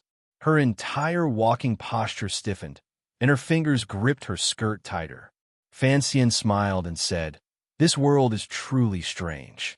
At the time, who would have thought that you were my cousin?" "Calling me Brother Xian is quite appropriate." As soon as these words came out, Princess Rojia panicked. Her small face flushed red. She didn't say anything else and just remained silent. This pair of cousins knew very well what Fan Xian meant by these words. It was written clearly in the Qing law. Given their relationship, regardless of whether or not Fan Xian had such intentions, it was still impossible. Ever since Princess Rojia saw Fan Xian for the first time when she was 12, her young girl's thoughts had all been placed on him. Regardless of whether it was under the grape trellises in the manor, in the autumn grass garden in the Fan Manor, or in the courtyard in the Tsang Mountains, she always liked to look at Fan Xian. The feelings of a young girl had not faded even after Fan Xian's marriage. Although she didn't dare ask her father, she always held onto the possibility of having two wives in the future. Who would have thought that such a big piece of news would explode in Jingdo one day? Brother Xian was her own cousin. From that day on, Rojia knew this matter was impossible. However, how could 2 years of feelings fade in one day? After seeing her favorite brother Xian, she panicked again. Hearing Fan Xian say these words, she knew he was reminding her. However, Princess Rojia was, after all, only a 14-year-old girl. Hearing Fan Xian's gentle yet serious reminder, she did not turn her head and glare at him with hidden bitterness like other noble girls in Jingdo, nor did she huff coldly. She only lowered her head even more and refused to speak. A crystal-clear teardrop fell from her long eyelashes and landed on the stone floor by her feet. Fan Xian was dumbfounded. Seeing a girl cry, he didn't know what to do. Rojia walked forward again. Fan Xian quickly followed behind her. Along the way, Rojia lowered her head and cried. She stubbornly bit her lip and refused to make any sound. Fan Xian felt pity, love, and anger. He was unsure of how to explain when he suddenly realized that Rojia had stopped in her steps and turned her head to look at him seriously. Fan Xian smiled and stretched out a finger to wipe away the teardrop on the girl's face. Rojia was still as gentle as before. She stared fixedly at Fan Xian and stammered, "Brother Xian, I beg of you something." "What is it?" "As long as I can do it," Fan Xian said seriously. "I know. It was you who thought of a way to break up Sister Ro and brother's marriage." Rojia lowered her head. Her fingers played with her skirt until countless troublesome wrinkles appeared on a corner of the light pink skirt. Fan Xian was startled. He hadn't thought that this girl would see this matter so clearly. "What is it?" Rojia bowed slowly and said in a small voice that still retained her childish voice, "In the future, the palace will certainly appoint a marriage for Rojia. If Rojia is not willing, then I will have to trouble you." The marriages between the nobles in Jingdo involved too many political transactions. Fan Xian's marriage and Roro's unfinished marriage were all like this. Given Princess Rojia's status, her marriage was naturally arranged by the nobles in the palace, and even personally by the Empress Dowager. Fan Xian opened his mouth wide. A moment later, he nodded his head dejectedly. He knew that he had once again been forced to carry an extremely heavy burden. The way of the world was indeed a little strange. Everyone else was matchmaking, but only he had become an expert in breaking up marriages. After Rojia said this, she saw him nod his head again. It was as if she had used up all of the courage she had mustered earlier. Immediately, she became sad again. She looked at him deeply, turned her head, picked up her skirt, and walked quickly toward the front of the manor, no longer paying attention to Fan Xian. Fan Xian rubbed the back of his head as he watched Princess Rojia's figure. He watched as she lowered her head and continued to cry silently. The feeling in his heart was truly not good. He thought to himself that this girl was truly each more troublesome than the last. In the long corridor behind Taiji Palace and the Royal Palace, facing the tall palace walls in the distance and the winter trees at the foot of the walls, the palace was heavily guarded, particularly near the inner palace. It was strictly forbidden for anyone to make noise, and it was even more impossible for anyone to do anything too impudent. However, when the serving girls and eunuchs moving about saw the young official stretching lazily and doing leg exercises in the long corridor, not a single person dared to go up and scold him. No one dared to remind him of anything. It was impossible for a young official to enter the inner palace. If there was, then there was only one person. Only he dared to be so free and at ease in the royal palace. In the long corridor, the young official pulled back his leg from the large pillar and turned his head to look at the awkward middle-aged eunuch who wanted to laugh but didn't dare. He scolded, "What are you laughing for? This palace is so big. Naturally, my legs will be sore. I don't know how you guys have such good leg skills." This young official was Fan Xian. The matter of him being the emperor's illegitimate child was known to everyone under heaven. Additionally, these years he had been favored by the emperor to the extreme. His relationship with the various nobles and eunuchs in the palace was also harmonious. He had once spent a month in the palace recovering from his injuries, so the serving girls and eunuchs were all used to his presence in the palace. Only he would have the daring to do radio calisthenics in the inner palace. Today, he was accompanying Wanner back to her mother's palace. As soon as they entered the palace, Wanner was kept by the Empress Dowager's side. She refused to let her go. She said she wanted to keep her favorite granddaughter for the night. Fan Xian had no choice. He could only bring all kinds of gifts and walk toward the various palaces. After returning to the capital, he had walked through one. Now, he had to walk through another. It was truly boring, so he took a break and rested his feet in the long corridor behind Taiji Palace. The eunuch accompanying him, holding a large pile of gift boxes, was Eunuch Dai. Hearing Fan Xian scold him, he was not shocked. On the contrary, he was happy. He laughed and said, "Sir Fan Jr. is a 9th level ace. How can servants like us compare?" In the past, Eunuch Dai had also been greatly favored by the emperor. Although he was a member of Lady Shu's palace and was in charge of the important tasks of announcing edicts to various manors, because of his relationship with his nephew and because he was involved in the struggle between Fan Xian and the second prince, he was given an idle position. Later, because of the assassination attempt in the Hanging Temple, he was forced into a corner. If he had wasted another 2 years, he would probably have died without a straw mat to cover his body with.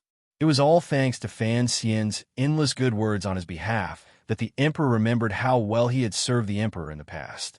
Only then did he spare his life and let him return to the inner palace to do some idle work. For Eunuch Dai, Fan Xian was his savior and even half his master. He was even more important than Lady Shu. How could he not serve him well? The boots under Fan Xian's feet were hot. He didn't even pull them all up. Just like that, he dragged them toward the end of the long corridor. Eunuch Dai glanced at his feet and said awkwardly, "Sir, it's better to be particular in the palace." Fan Xian glanced at him and was about to tease him a bit more when he suddenly saw a few eunuchs coming from the end of the corridor. The one at the front was young and had a familiar appearance. His face was raised very high, and he had an air of arrogance about him. The eunuchs behind him followed with their bodies half bent. They looked like servants of servants. "It's Eunuch Hong," Eunuch Dai reminded from behind Fan Xian. Fan Xian furrowed his brows slightly and didn't say anything. He directly went forward. The two of them met in the middle of the corridor.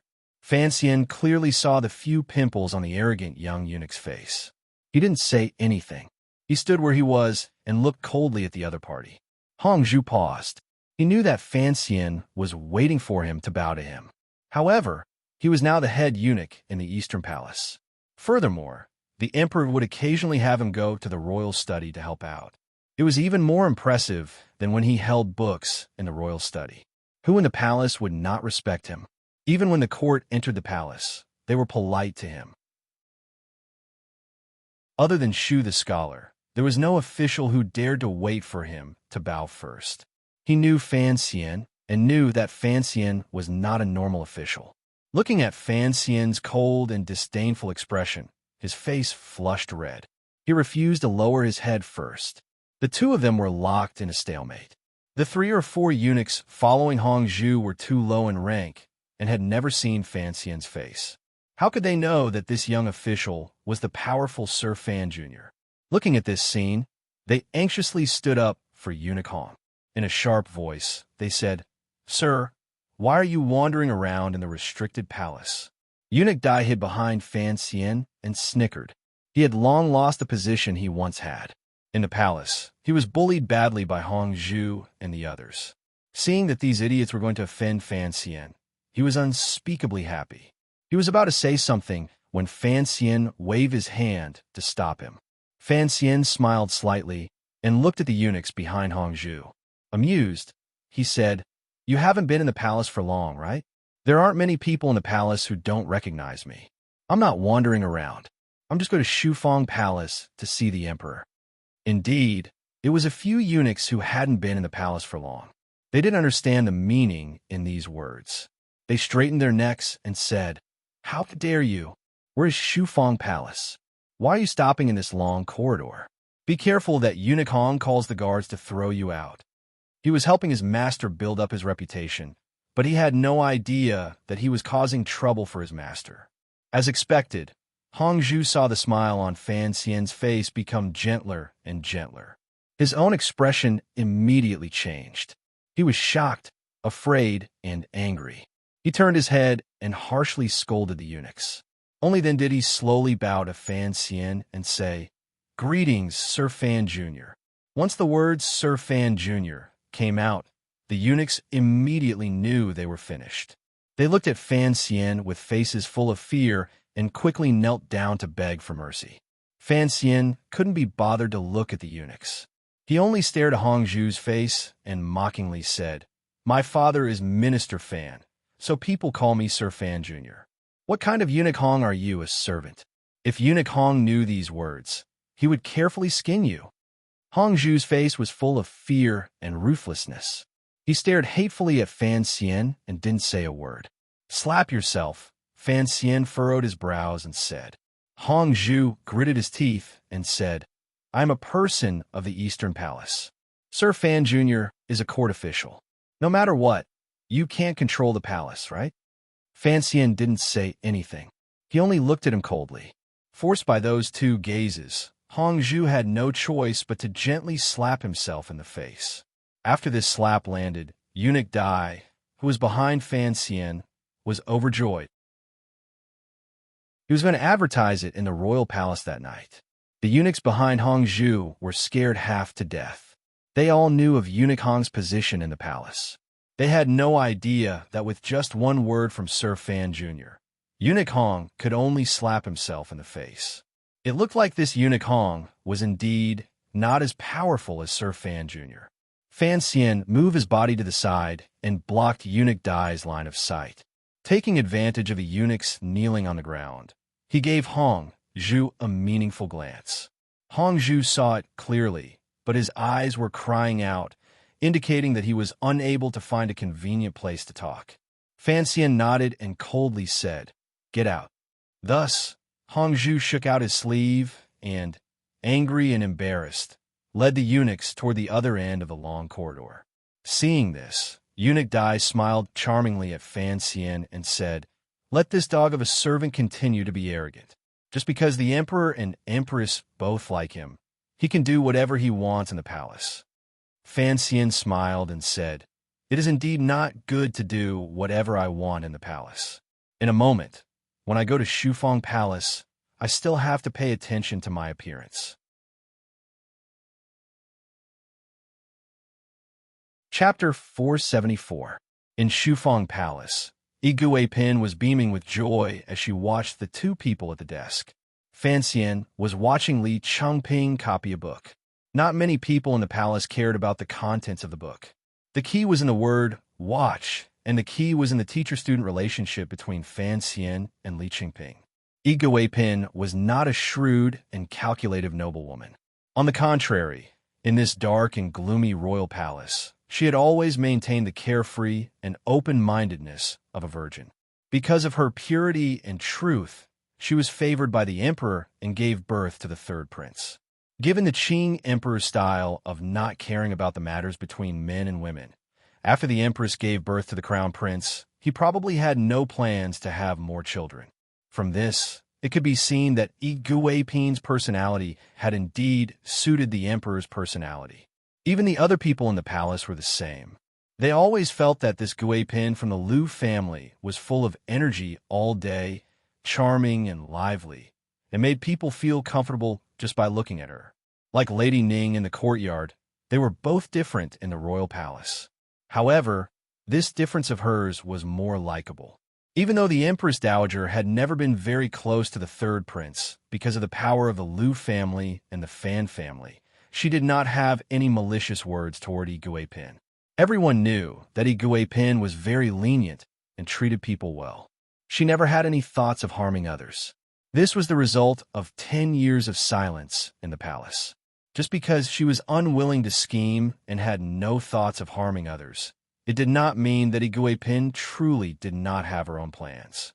Otherwise, she would not have used the opportunity of Fan Xian saving the third prince to have the third prince take Fan Xian as his teacher and open up all of the resources in Shufang Palace to Fan Xian. She knew Fan Xian's importance to Shufang Palace, so she always tried to win him over when there was no one around. The royal family always kept a close eye on the extended relatives, but Fan Xian had a complicated identity between the relatives, the officials, and the royal family. When Shufang Palace interacted with Fanxian, the people in the palace could not say much. The more stable Fanxian's position in court was, the more stable Shufang Palace's position in the emperor's heart was. Occasionally, when she thought of Fanxian's power and the emperor's favor, Iguipin would always feel a bit surprised. The emperor favored his illegitimate child too much. Because of Fanxian's great favor, it was not that Iguipin had not been wary of certain dangers. However, that caution could not be expressed. Thus, she remained silent and maintained a hearty and flirtatious appearance. It was not until Fanxian returned to the clan that she truly confirmed Fanxian's intentions. Boundless gratitude welled up from the depths of her heart. Thus, at this moment, looking at the scene of Fanxian and her son sitting side by side at the desk, she felt incomparably happy. I heard that you met someone in the hallway at the back of the palace. Iguipin's personal palace maid, Xing'e, received a rumor from within the palace and hurriedly told her mistress. Iguipin's heart jumped. She gently beckoned Fanxian to a side room and opened her eyes. Fanxian rubbed his slightly sore fingers and said with a smile, "Hongzhu, that servant, is becoming more and more impudent. Seeing me, he doesn't bow. Even when he walks, he uses his nostrils to look at the road. I taught him a lesson on behalf of the emperor." Using his nostrils to look at the road, this description was amusing and mischievous. Iguipin couldn't resist laughing out loud. However, she immediately restrained her smile and quietly said, "Eunuch Hong is now a popular person in the palace and the head eunuch in the Eastern Palace. Furthermore, the emperor seems to favor him and is preparing to have him return to the royal study." She glanced at Fanxian. Everyone in the palace had, through their own channels, clearly investigated Hongzhu's promotion and history. They all knew that Hongzhu was serving in the royal study. Just as he was about to climb up, it was Fanxian's secret report that caused Hongzhu to lose his position and be chased to the Eastern Palace. Iguipin knew that Fanxian and Hongzhu did not see eye to eye, but Hongzhu had already climbed up again in the Eastern Palace. The emperor seemed to be regretting his actions in the past. She had to remind Fanxian that although he was not afraid of this kind of eunuch, as a foreign official, he had to be on guard against the eunuchs in the palace stirring up trouble. Fanxian shook his head and smiled coldly. How can it be so easy for such a servant who allows his brother to forcefully take over the people's property to return to the royal study? She thought for a moment and then said in a soft voice, "Why bother with his servant? If he truly returns to the royal study, the hatred between the two sides will deepen. I'm afraid it will be inconvenient. Besides, there are rumors in the palace that this eunuch Hong is related to you. After all, your identity is a court official. Eunuchs in Qing Kingdom never had much status. Ever since the founding of the country, it had been strictly forbidden for eunuchs to interfere with government affairs. Light offenders would be expelled from the palace. Heavy offenders would be beaten to death on the spot. However, in the decades since the founding of the country, there had always been one or two exceptions. Old eunuch Hong, who was always resting outside Hongwang Palace, was such a special person. No one knew how many years this old eunuch had stayed in the palace. He was deeply trusted by the Empress Dowager and the Emperor. Furthermore, he was a mysterious and powerful figure. If Hongzhu was really related to old eunuch Hong, Fanxian would probably be wary of him. However, Fanxian knew the reason behind this and couldn't resist smiling. He could not tell Iguipin, so he could only smile and say, "Aunt, don't worry. I know what I'm doing." Iguipin saw that he did not care and couldn't resist saying a few more words of advice. Seeing that it had no effect, she angrily went into the back of the room, too lazy to continue talking to this stubborn child. Fanxian moved closer to the third prince's table and said a few more words. He then left Shufang Palace under the third prince's reluctant gaze. Wana was going to stay the night in the Empress Dowager's Hongwang Palace. No one knew how many days she would stay. Fanxian and his wife entered the palace, but only one of them had to go back. Walking through the long and gloomy doorway of the Gate of Divine Marshal, he was alone. Looking at the blurry shadow behind him, he felt very unhappy. On one hand, he felt that one was indeed very favored in the royal family. On the other hand, he was silently cursing. That old woman only knew about the love between grandfather and granddaughter. She had never thought that he and his wife would be reunited after a long time. He walked out of the palace with a face full of displeasure. He saw the great prince looking at him with a not-quite-there smile. He couldn't help but say, unhappily, since the founding of the country, there have not been many commanders of the imperial army and officials of the guards who have stood guard outside the royal palace every day like you. This is not the time for marching and fighting. This is a time of peace. Who are you waiting to see make a fool of yourself by standing guard outside the palace? The great prince's smile disappeared. He huffed coldly and said, "What joke do you have to see? Do you think Chun will lose face if she doesn't return with you? Don't forget, my sister grew up in the palace. You seem to have long forgotten this." After Fan Xian returned to the capital, he had seen the great prince a few times. However, there were always outsiders beside him, so it was difficult to speak of personal matters. Although the two brothers had long formed an alliance that did not need to be spoken of under Chen Pingping and Lady Ning's intimate care, the great prince's position was different. He was the elder brother of all the princes. He did not want to see the crown prince and the second prince be played step by Fan Xian until they became depressed. Thus, there was still some distance between the two of them. "I won't talk much with you today. I have to hurry back to the manor to do some business." Fan Xian looked at the great prince's expression and knew what this fierce general of the army and political virgin was about to say to him. He repeatedly waved his hand.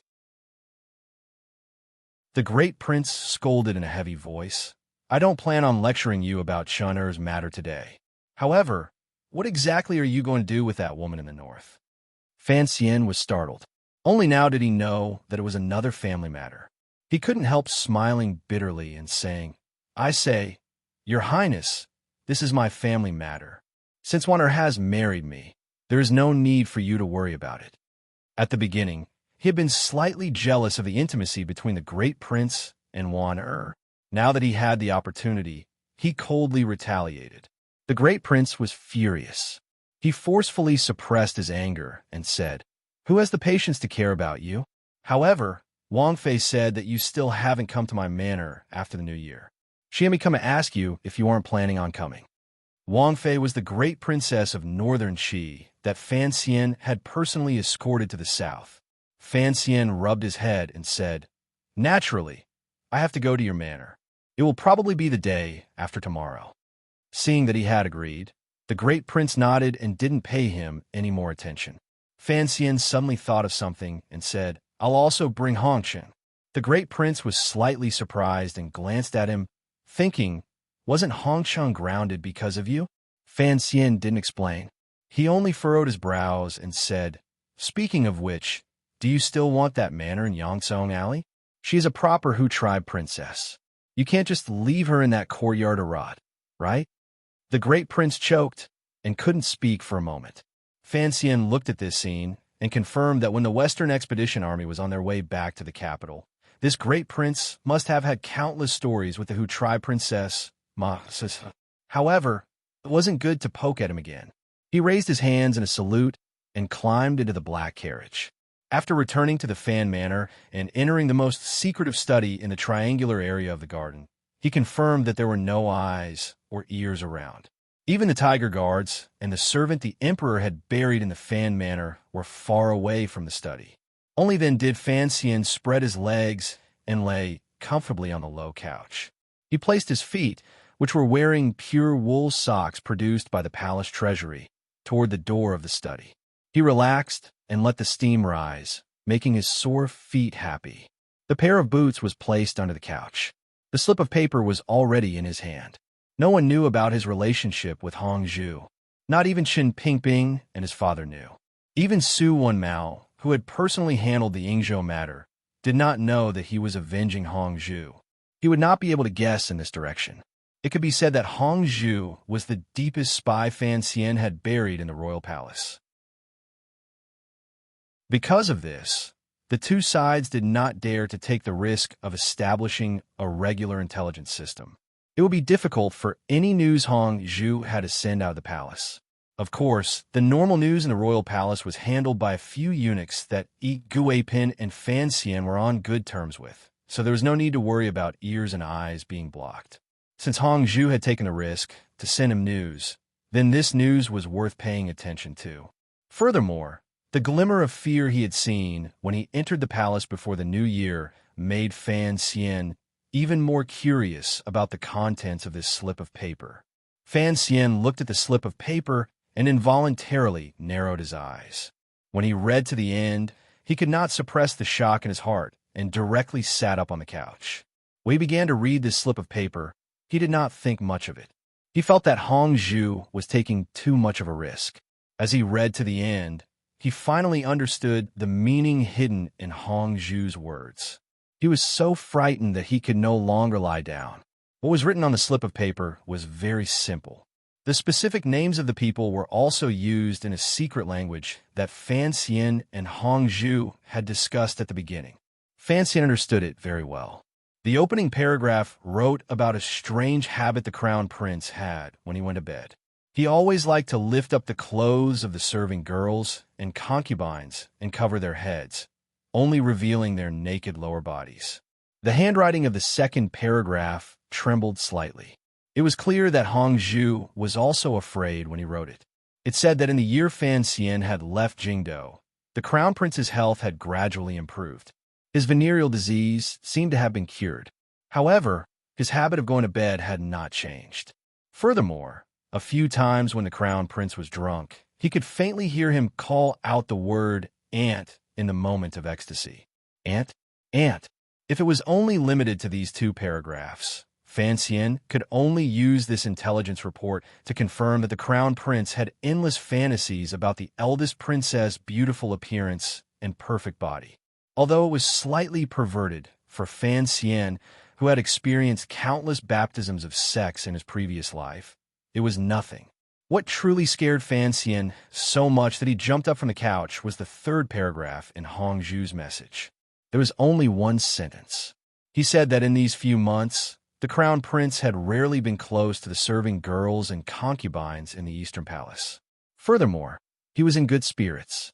It was very simple.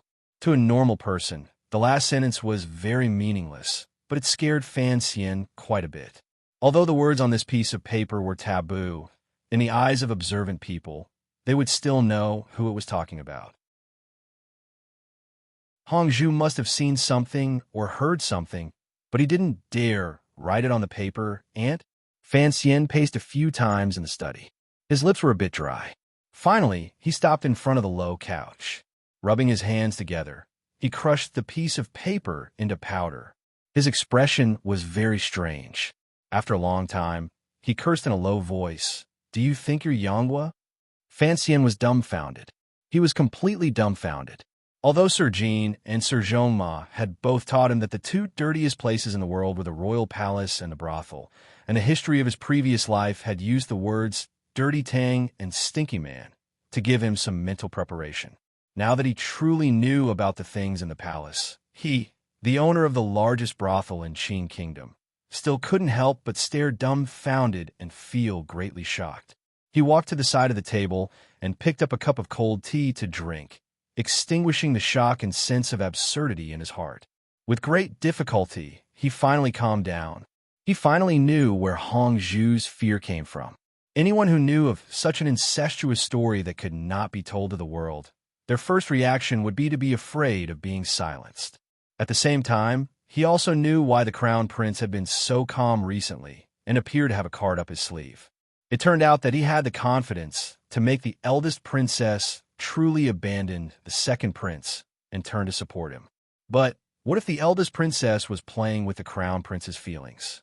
Fan Xian suddenly thought of this and immediately shook his head, giving himself a light slap. Such a big thing. What exactly was he thinking? Did he have to think for the second prince? He had to reap the most benefits from this information. However, he still couldn't help but think of the scene in Guangxin Palace. He involuntarily shivered. He was indeed uncomfortable in his heart. For one, he strangely felt that it was not worth it for the eldest princess. How could the foremost beauty in Qing Kingdom a peerless beauty who had not shown any signs of her youth fading away, use her body as a weapon. Even though there had always been rumors in the streets that the eldest princess kept many handsome men, Fan Xian still unconsciously did not want to believe this. The second reason he was unhappy was that no matter what was said, the eldest princess was his mother-in-law. The crown prince, that little bastard, had an affair with his mother-in-law. What would happen to his father-in-law's hat in Wuzhou? What the F***ck was he? Fan Xian stood by the table with his fists tightly clenched. There was a wave of unreasonable anger in his heart. This was clearly a piece of news that he could use to make a big deal out of and directly bring down the crown prince. However, it did not make him happy at all. He kept feeling that he had been taken advantage of by the crown prince. At the same time, he was angry at Hong Zhu's daring. He didn't know if the little eunuchs kneeling on the ground had seen a corner of the paper he had stepped on. If this matter got out, it would be difficult for Fan Xian to protect him. He was silent by the table for a long time. He finally shook off that absurd feeling of failure and anger. He took 2 deep breaths and decided to make good use of this shocking news. However, if he couldn't talk to Hong Zhu face-to-face and act from inside the royal palace, it would be impossible to maximize the influence of this matter. After all, he couldn't have the 8th Bureau of the Overwatch Council go into the marketplace to spread rumors. The eldest princess had an affair with the crown prince. Fan Xian didn't want to risk the emperor's anger or the empress dowager's embarrassment turning into anger and investigating the Overwatch Council to throw out these rumors. He had to have the emperor or empress dowager personally discover this scandal in the palace. He made up his mind to make a good plan. At the same time, before he left the capital, he had to discuss all the details of the plan with Hong Zhu and Fan Xian.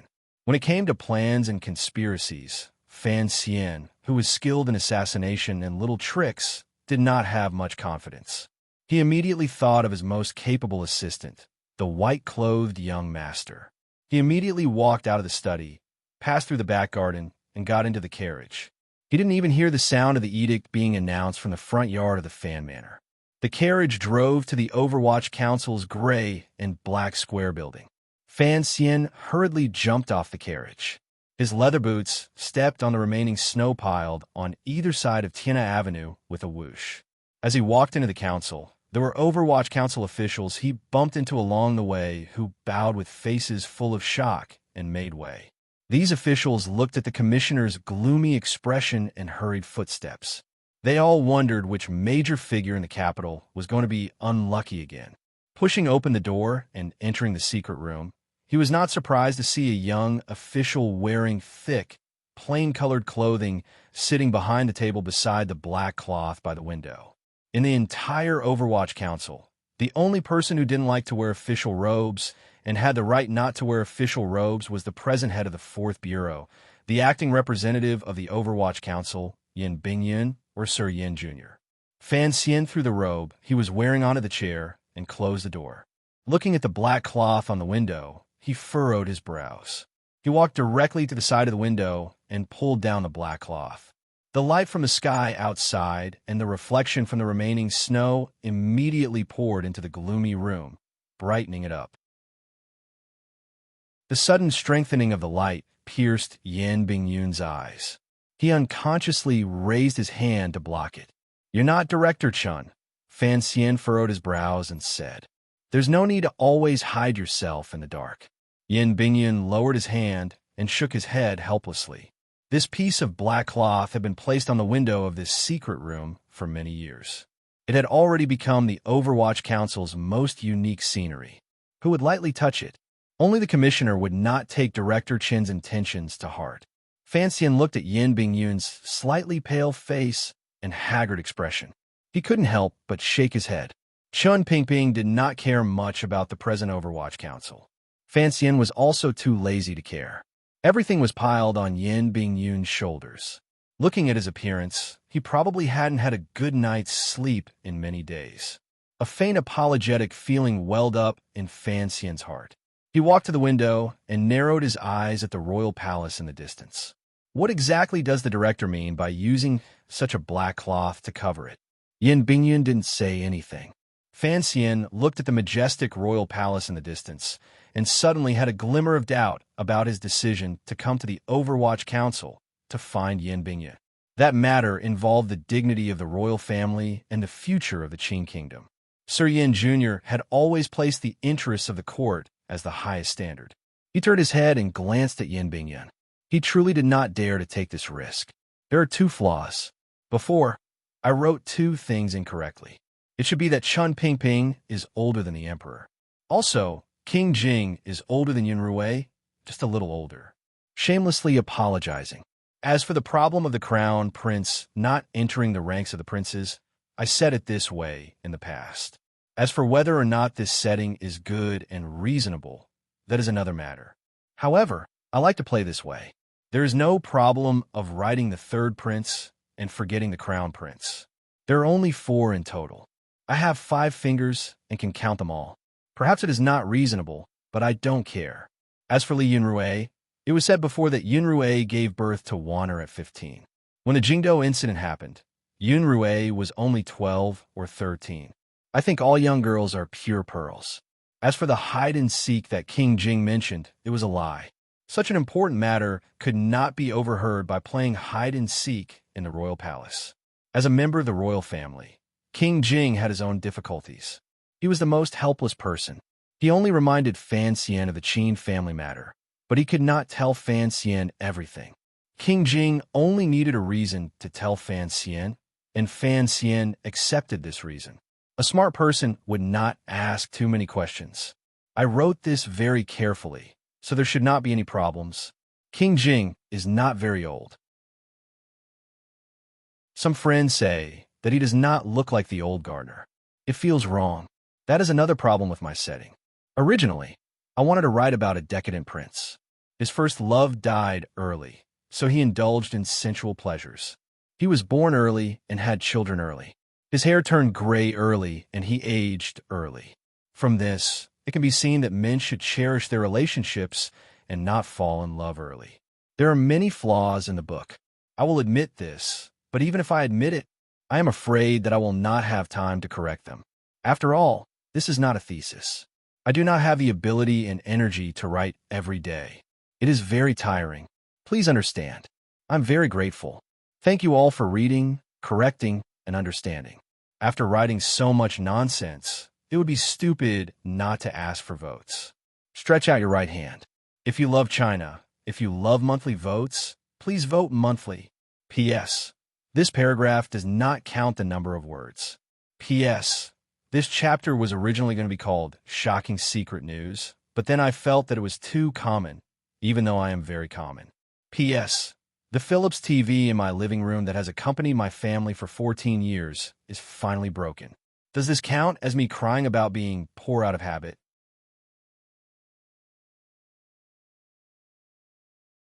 Chapter 475. Fan Xian was silent for a long time. In the end, he gave up on the idea of having Yin Bingyun arrange this matter. For one, he had to ensure Hongzhu's safety. For another, he knew of Sir Yin Jr.'s loyalty to the Qing court under his cold exterior. This kind of risk could not be taken lightly. He looked at Yin Bingyun's not-so-healthy complexion and furrowed his brows. Turning around, he placed his finger on Yin Bingyun's wrist and paused. Yin Bingyun's heart was slightly surprised, but his face remained icy and did not have any reaction. "Why is your body so weak?" Fan Xian furrowed his brows and said, "I heard you haven't returned to the manor these days." Yin Bingyun casually tidied up the files on the table and replied, "There are over 30 Jingdo officials locked up in the Celestial Prison. Every day, there are people going to the Supreme Court to cry out their grievances. They're also in a rush to sort out what happened. With both sides pressuring me, how could I have time to leave this courtyard?" Fan Xian noticed the tidiness of the secret room, including the files on the large wooden table. They were also organized neatly. He couldn't help but smile. "This room is even cleaner than when the director was here. It looks like you are indeed used to this line of work." Yin Bingyun also felt a bit tired. He stretched out 2 fingers and forcefully rubbed the skin between his brows until the white skin had completely turned red. Only then did his spirit recover a bit. Go back. Fan Xian looked at this scene and shook his head. Yin Bingyun ignored him and took out another file to read carefully. His head was slightly lowered. In a quiet voice, he said, "You wanted to beat up the second prince and beat up so many people. Someone has to deal with it. You and the director both like to slack off, but the Overwatch Council can't rely on a group of lazy people to support it." Fan Xian heard a glimmer of resentment and smiled instead. Yin Bingyun seemed to be very uncomfortable with Fan Xian staring at his work. A moment later, he closed the file and raised his head. "Although the second prince's power in court has been completely uprooted by you, I want to remind you of one thing." "What is it?" "You only removed the branches and leaves by the second prince's side," Yin Bingyun calmly said. Yin Bingyun said calmly, "Your axe wasn't able to cut through the thickest tree beneath him." Fan Xian knew that Yin Bingyun was talking about the Yi family, which was far away in Dingzhou but could reach Jingdou in 5 days. The Yi family worshipped a great grandmaster. Ever since the second prince and Yi Ling had married, the second prince had, without question, gained the support of the eldest princess and the towering Yi family. The night attack in Jingdou this time only wiped out the second prince's core officials in court and the martial power he carried with him. It did not cause any damage to the Yi family. As long as the Yi family remained firmly established in Dingzhou, the second prince had not suffered any true harm. Fan Xian sighed and felt somewhat helpless.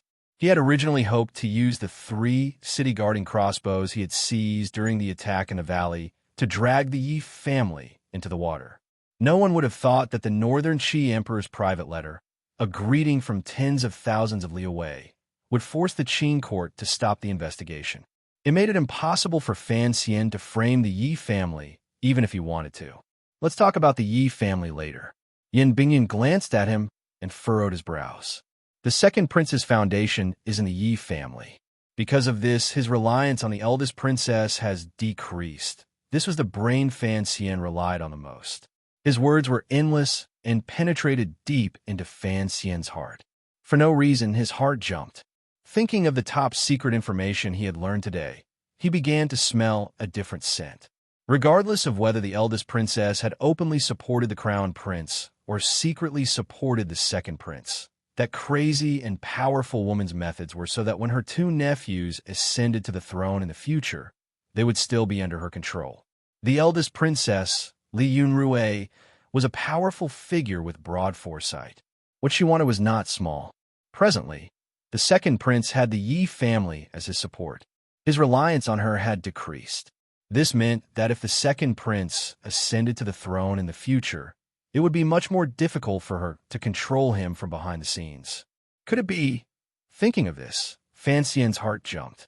He immediately smiled coldly and said, "The crown prince does not have much of a future. In the end, the second prince will still be beaten down." Yin Bingyun glanced at him suspiciously. Although the Overwatch Council had never participated in the battle between the princes, this invisible rule had been gradually broken ever since Fan Xian had taken over the Overwatch Council. How could Fan Xian be so sure that the Emperor still favored the Crown Prince, whom the Empress Dowager particularly loved, had no chance at all? Fan Xian would not explain anything to him. He furrowed his brows and said, "Send a message to Su Wanmao and Xia Qifei. Have them prepare to pull in the net." Yin Bingyun stared into Fan Xian's eyes and said, "The Jiangnan matter is within our grasp, but to strike down in one stroke, it seems there is no certainty. After all, the capital is watching unless there is a sudden major change in the situation in the capital." Fan Xian smiled. He knew that his unintentional words had made the meticulous Sir Yin Jr. guess something. He explained in an even voice, "It is just preparing ahead of time. Even if the situation in Jingdou does not change in a year, the emperor will not be able to continue tolerating the Ming family matter." Yin Bingyun heard that it was the emperor's intention. Only then did the doubt in his heart lessen slightly. He asked, "To what extent do I have to pull it in?" Fan Xian was silent for a moment, his mind slightly wandering. The complicated arrangements in Jiangnan this year, as well as the dangers hidden under the beautiful weather, were like scenes flipping in front of his eyes like a trotting horse lantern. The heads of the 3 workshops of the palace treasury, the corpses that covered the mountains and plains of the little island, Ming Qingda fainting in the palace treasury, the lawsuit in the Suzhou government, the old Ming matriarch's accidental suicide, the 6th Ming master's imprisonment and murder, the 7th Ming master's sudden appearance. The Ming family was already a grasshopper in his hands. But, to what extent, he still needed Fan Xian's approval. The wealthiest family in the world is not much cleaner than the royal palace, Fan Xian said to himself in his heart. He quietly said to Yin Bingyun, pull it into the end. Arrange for the people in the money house to do things. Other than that, you can kill a few people in Ming Garden. Hearing the words money house, Yin Bingyun knew that the big chess piece he had buried for a year was finally going to move. The money house that came from the Shun family and Dongyi in name had been arranged by Yin Bingyun. Naturally, he knew how to deal with the Ming family. However, he had never found out the true source of the silver in the money house. Looking at Fan Xian, he finally couldn't resist lowering his voice and saying, I don't care where the Jiangnan money came from, but I would like to ask you to pay attention. Please don't let it be Northern Qi. Hearing Yin Bingyun guess correctly, Fan Xian would not admit it. He said self-mockingly, don't forget who my mother is. Other than the palace treasury, she still has to leave me some silver to spend. Yin Bingyun shook his head and believed Fan Xian's explanation. After all, everyone knew how strong the Yi family's foundation was. Sitting in the carriage on the way home, Fan Xian felt a sense of loss in his chest. It was not because he had made a wasted trip to the Overwatch Council and did not dare have Yin Bingyun participate in the matter in the royal palace. Rather, it was because he had finally confirmed that for Yin Bingyun and the other young talents of the Qin kingdom, the interests of the Qin kingdom and the emperor, as well as the glory of unifying the world, were the truly supreme standards. Yin Bingyun had always done his best for Fan Xian because everything Fan Xian did was in line with the interests of the Qin kingdom. Once Fan Xian truly became that kind of role in the future, how would he view the commissioner with whom he had such a deep friendship? Fan Xian knew this was inevitable. After all, everyone lived in their own time. He had the experience of his previous life, so he could see the differences between the countries in this world more lightly. However, he could not demand this of others. That was an unreasonable demand. Yin Bingyun's role by Fan Xian's side had always been a bit unclear.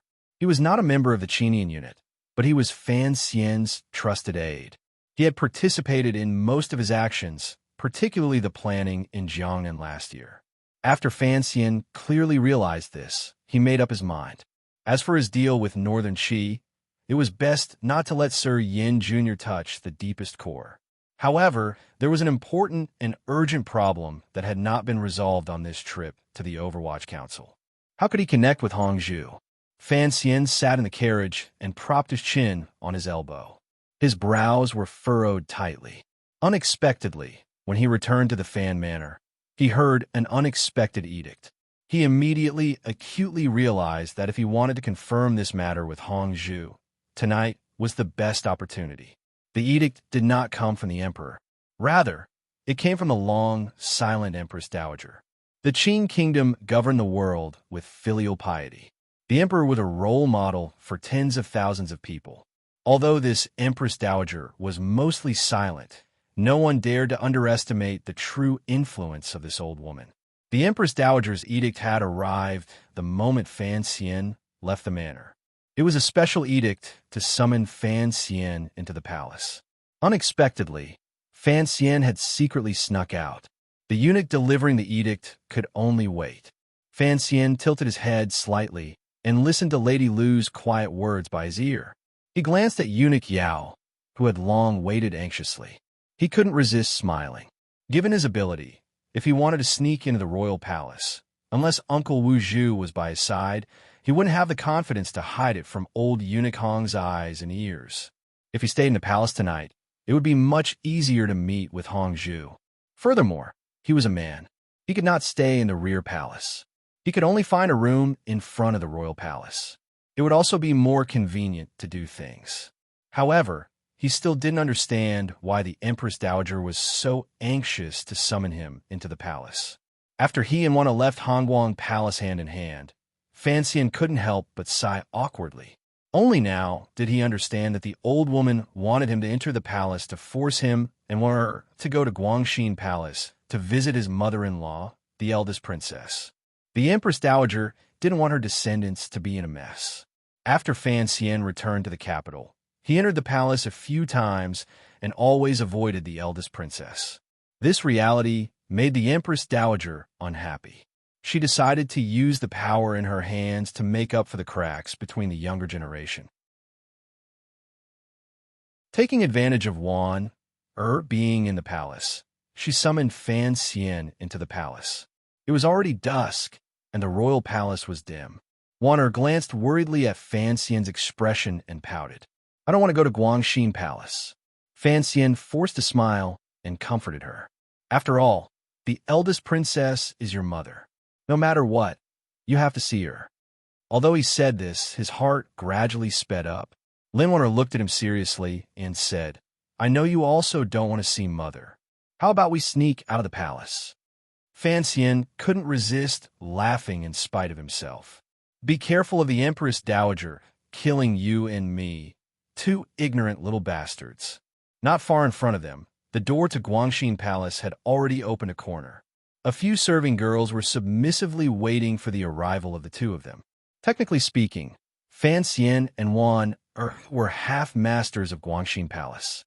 However, this strange world had long made their relationship with the palace cold and strange. Fanxian smiled warmly and glanced at the serving girls.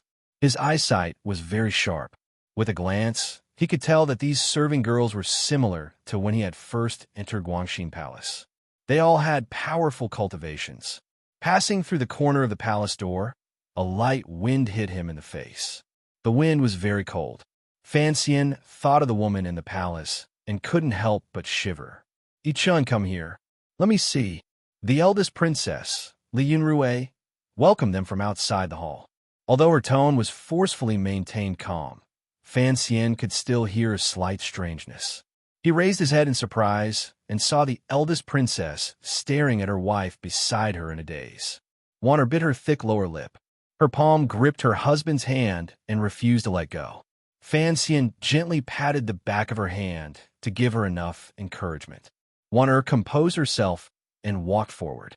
She bowed slightly toward the beautiful woman in palace attire on the stone steps and quietly said, "Greetings, Mother."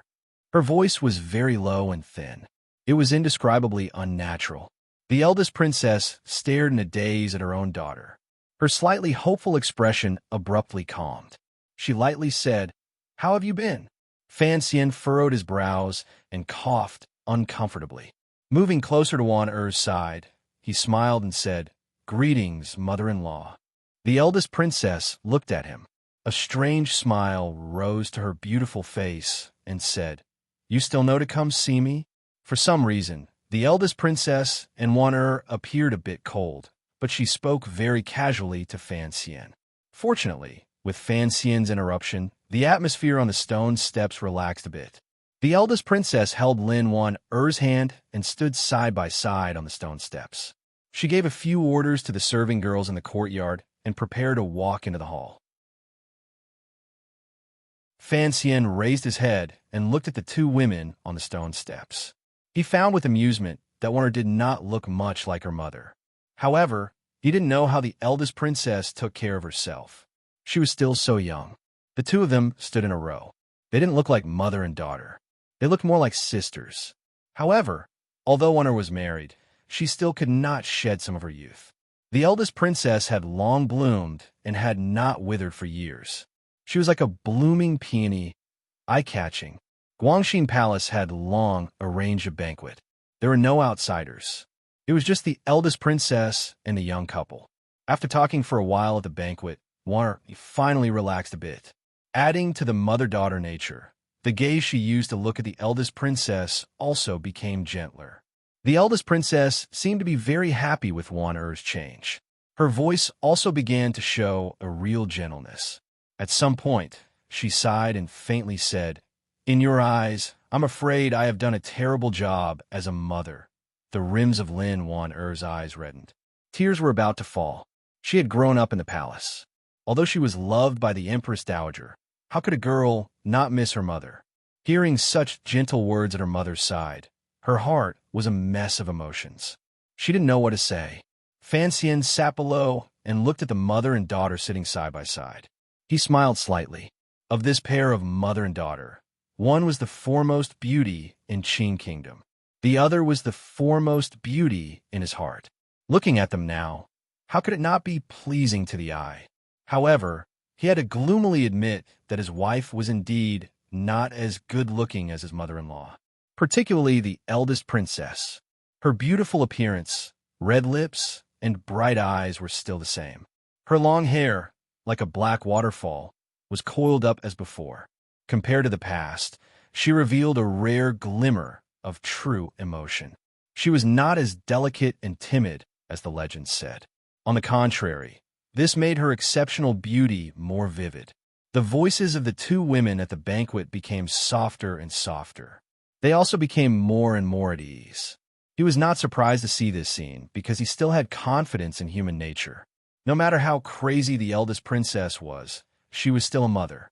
In Fan Xian's view, this incompetent mother was no different from those brainless middle school girls who gave birth in the bathroom in his previous life. After all these years, she should have felt some guilt and come to her senses. The serving girl behind him filled his cup to the brim. He drank it all in one go. There was a trace of burning pain in his throat. The taste of this Wuyang Ye was indeed incomparably mellow. However, why did it make one feel depressed and lost? The gaze he used to look at the eldest princess did not change, but the emotions in his heart began to churn. He kept thinking, why did such a beautiful woman walk such a path in life? I'll say a few words casually. Naturally, it doesn't count.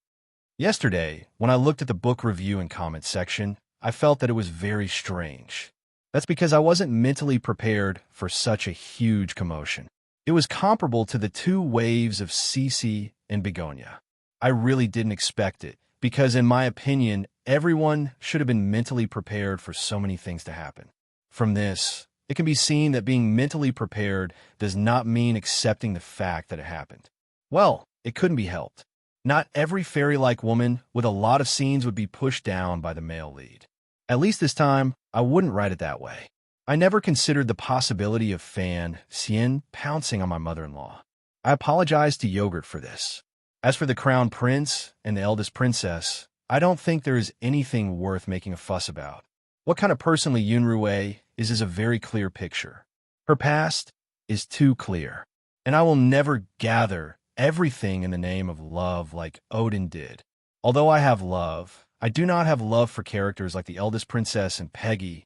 For those who do not like this plot, please skip to read it. For those who find it hard to accept, they can only wave their handkerchiefs with tears in their eyes and say goodbye. Brother Tianhua, we will read the next book. We're all friends. I scratch my head, but I really did not expect such a strong reaction. As for those who repeatedly posted and threatened to not vote or read it, and spat vulgarities, I like the monthly votes, and the subscription is what I need to survive. Of course, the two are important, but please do not threaten me like this. This kind of action will only make your fingers sore. It is useless. I am very timid. I will naturally feel repulsed, and then become more determined. I write a story for everyone to read, but it will never satisfy everyone's interests. Maybe some people think it is too evil because of the mess in the palace. Maybe some people think I am too pure because I did not let Fan Xian and his mother marry. To be honest, this is a story I wrote. Although the main purpose of writing this story is to earn money, this money must be earned by oneself. And I think that seriously writing the book according to my own ideas is a kind of sincerity. It can make one feel at ease. As a writer, you should have this kind of awareness because no one will give you $5 million, even if it is not in US dollars.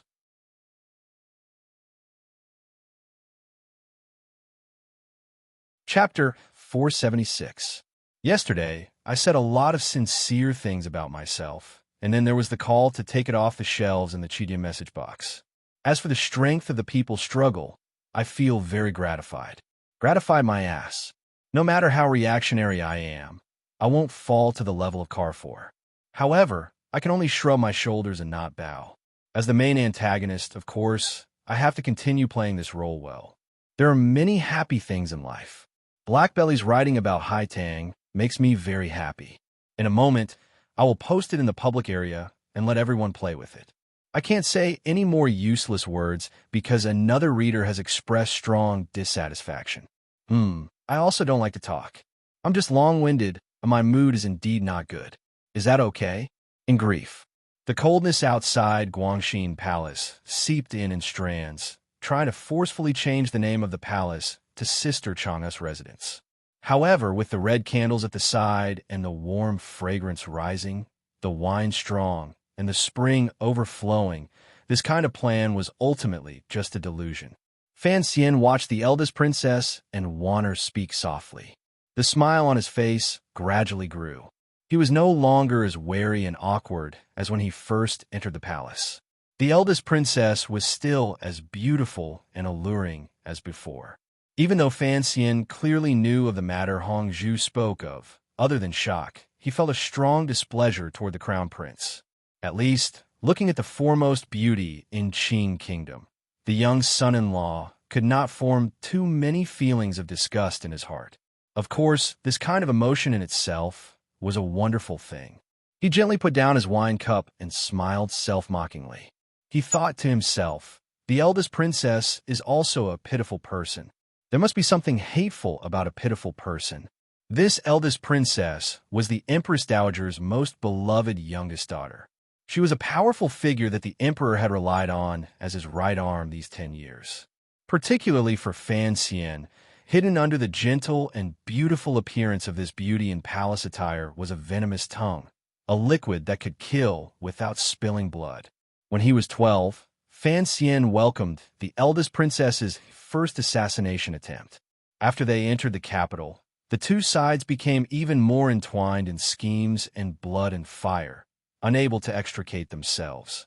However, during these years, Fan Xian's power had gradually expanded while the eldest princess's power had grown weaker by the day. The eldest princess had long acknowledged that her son-in-law was an opponent worthy of her attention. But Fan Xian's two most direct opponents of conflict in the Qin Kingdom, the crown prince and the second prince, were actually just pawns thrown out by the eldest princess. Fan Xian clearly knew that since his rebirth, the true enemy of the entire world was the beautiful woman in palace garb in front of him. The eldest princess was Fan Xian's most powerful opponent. Thus, during these years, the Overwatch Council had gathered all of their intelligence centers in Xinyang and Guangxin Palace. Fan Xian understood the eldest princess even better than she understood herself. This was a question on a psychological level. He could acutely sense the eldest princess's complicated gaze toward that woman in the past, and even her strange feelings toward that woman. If it wasn't like this, it couldn't explain the strange political situation in the Qin Kingdom after the Yi family was destroyed. A hateful person must also have a pitiful side. However, Fan Xian would not give a glimmer of pity to the eldest princess. In this aspect, he was colder and more heartless than anyone else in the world. Just as he had said countless times in the past, only when you are drunk do you know the weight of life. Only when you are dead do you know the weight of life. He wanted to live.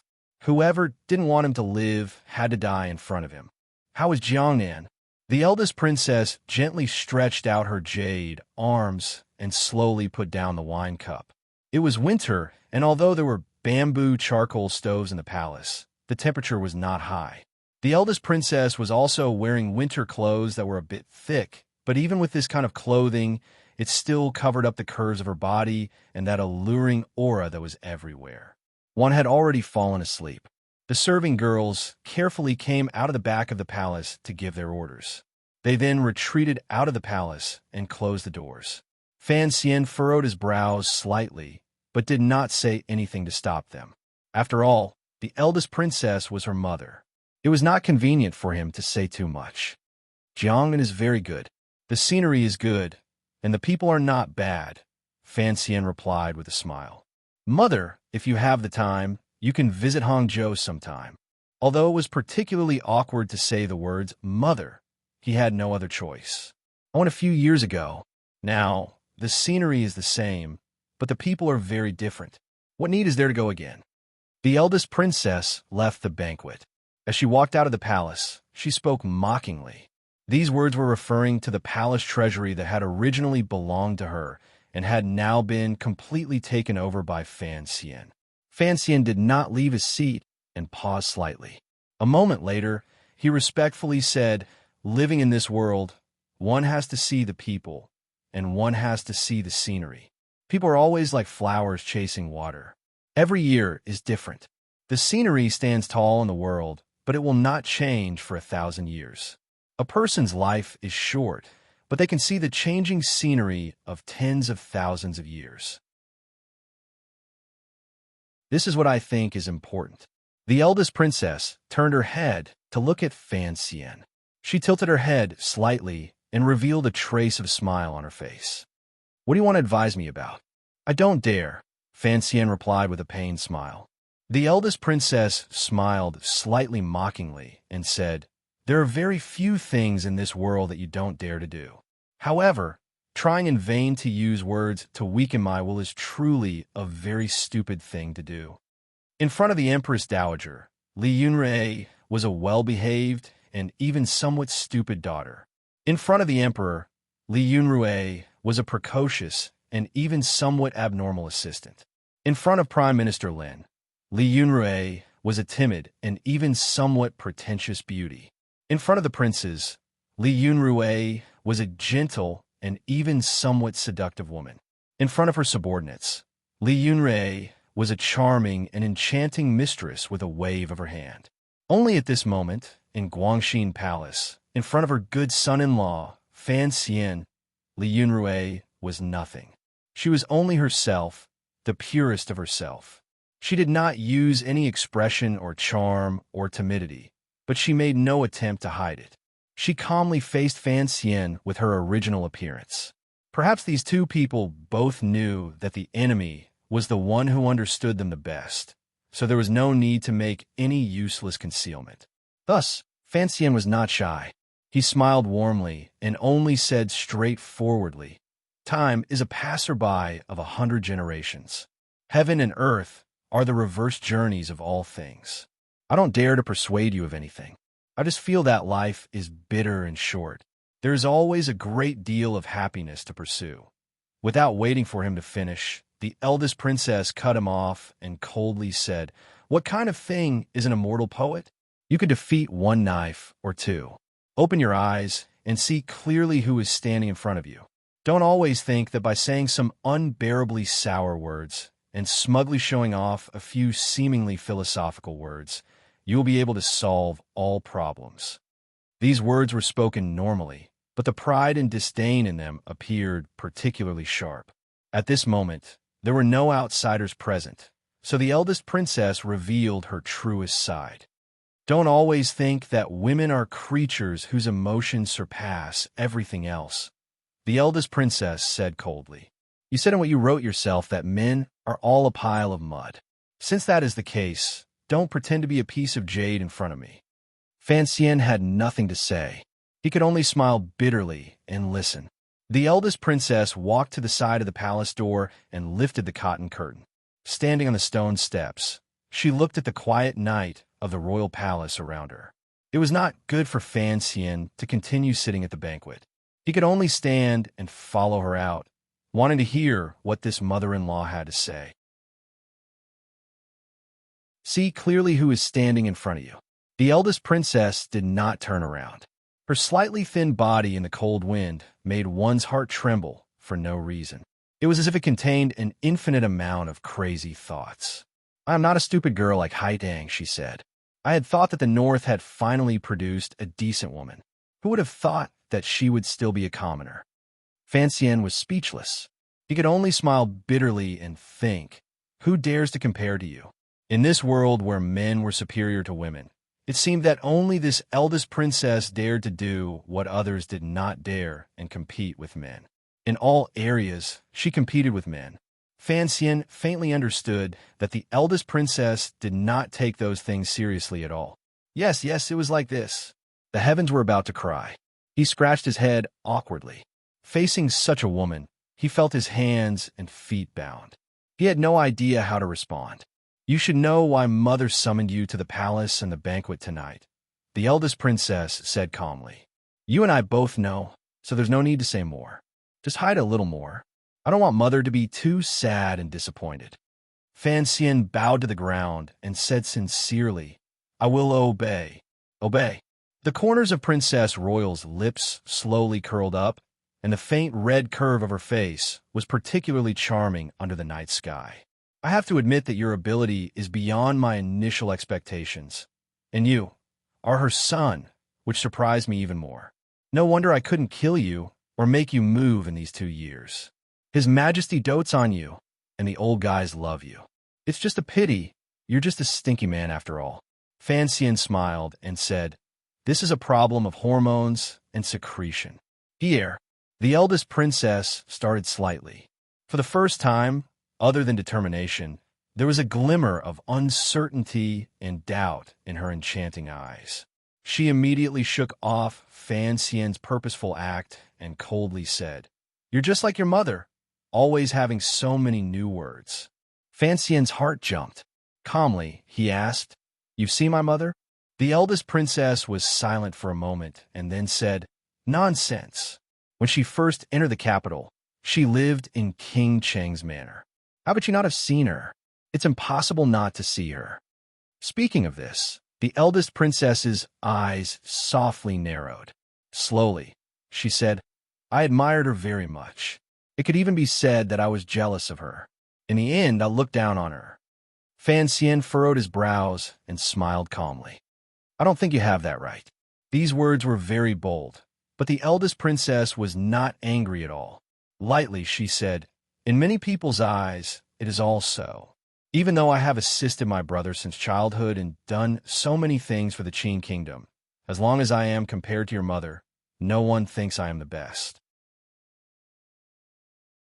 But, the eldest princess coldly said, I still look down on her. Without waiting for Fanxian to speak, she suddenly laughed somewhat nervously. Because in the end, she died. Fanxian's heart jumped slightly. He didn't know if he could confirm the final truth of history today. However, the eldest princess's following words made him slightly disappointed. And I did not die, the eldest princess said coldly. Who can predict the future? Will I be able to do better than her? She turned around and stared at Fanxian with eyes as soft as the moon and mist. Quietly, she said, In the end, she did not unite the world. Do you think I can do it? Fanxian was watched by these two gazes. He forced himself to maintain his calm. After a long silence, he slowly said, Evaluating a person is not necessarily based on territory and the records in the history books. He suddenly thought of the letter he had seen that rainy night and said absent-mindedly, Just like my mother, she did not help the Qin kingdom unite the world. Who knows if she couldn't do it or if she didn't care to do it? The eldest princess was slightly startled. A sliver of her guard finally appeared. With a glimmer of dissatisfaction, she said, Things that can't be done are considered to be not worth it. Just as you said earlier, life is only a few decades. If you want to leave a lasting mark on the hearts of later generations, if you don't rely on the history books, what else can you rely on? My mother did not leave a single word in the history books. Fanxian looked deeply at the eldest princess and said, I think you understand why. But you cannot deny her existence in this world because of this.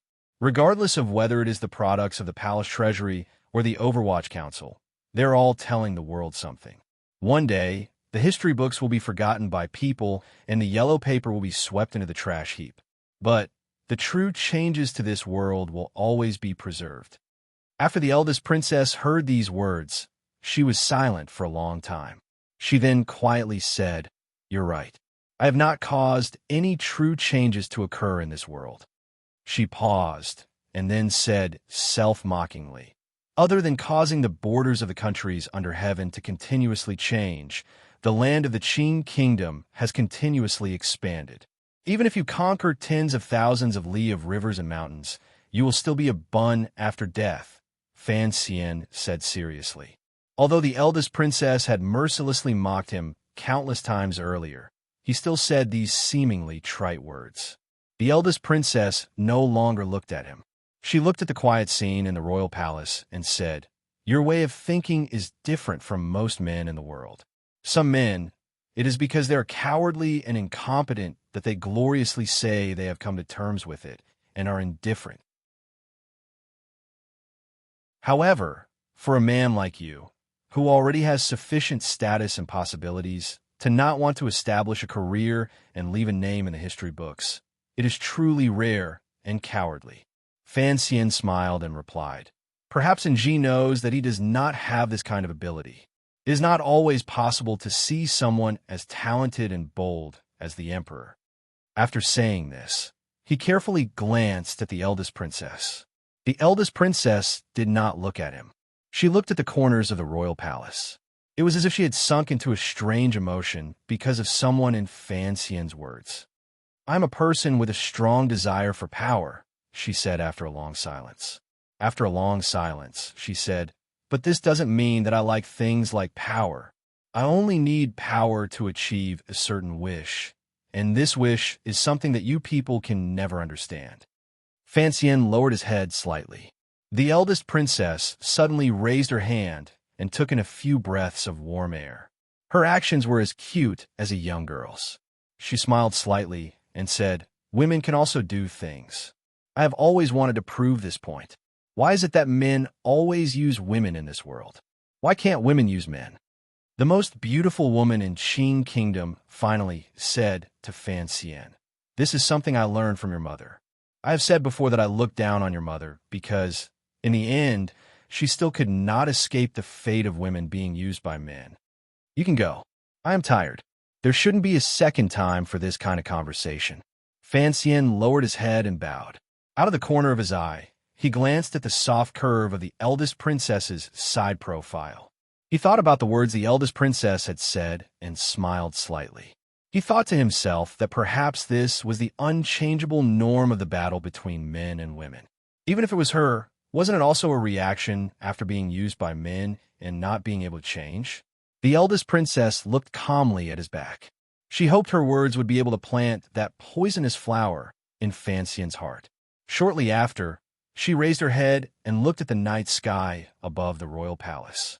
Her fingers moved slightly as if she was recalling a certain curve.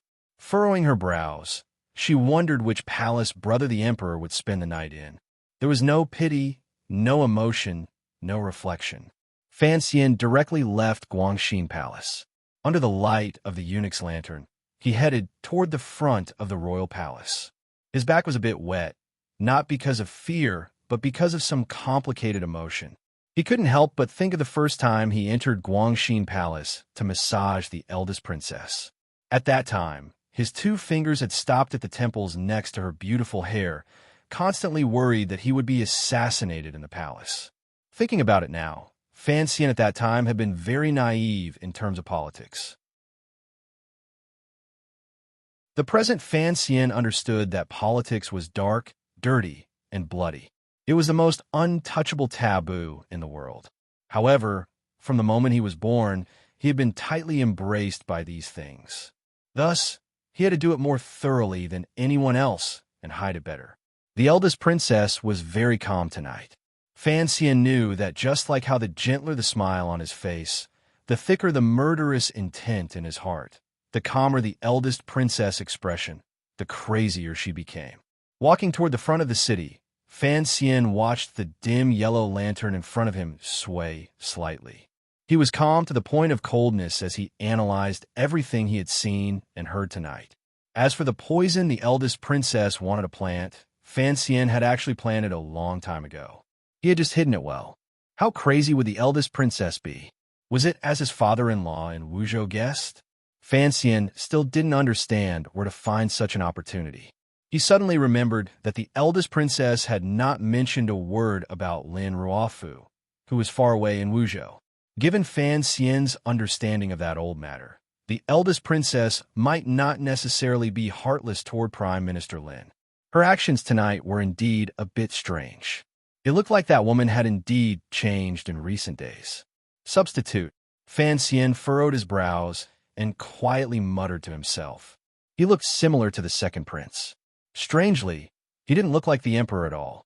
On the contrary, the crown prince, who had always been a bit weak, vaguely looked like the emperor. "Sir, what kind of substitute?" the eunuch leading the way asked fawningly.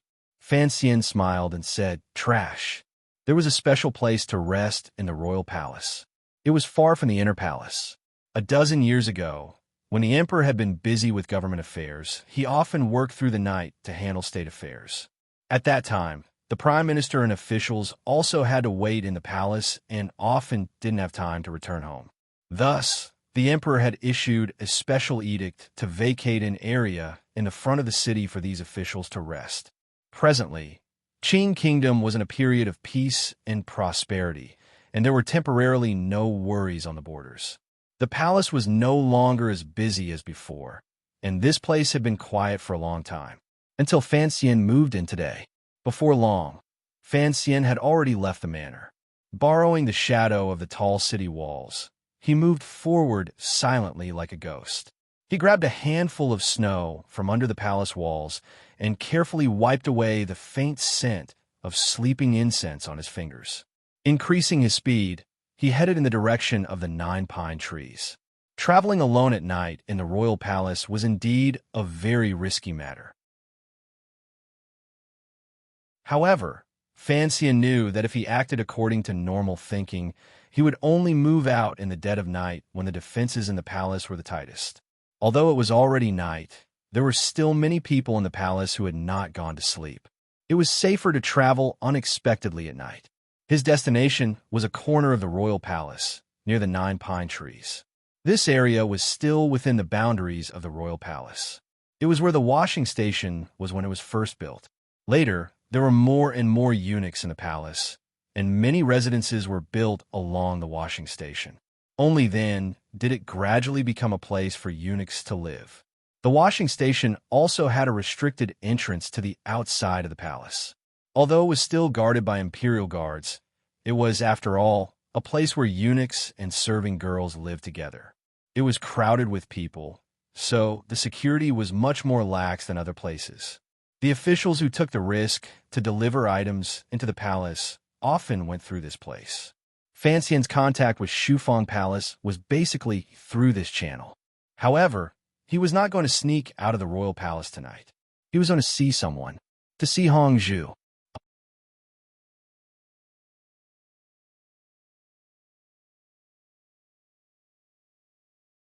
Chapter 477.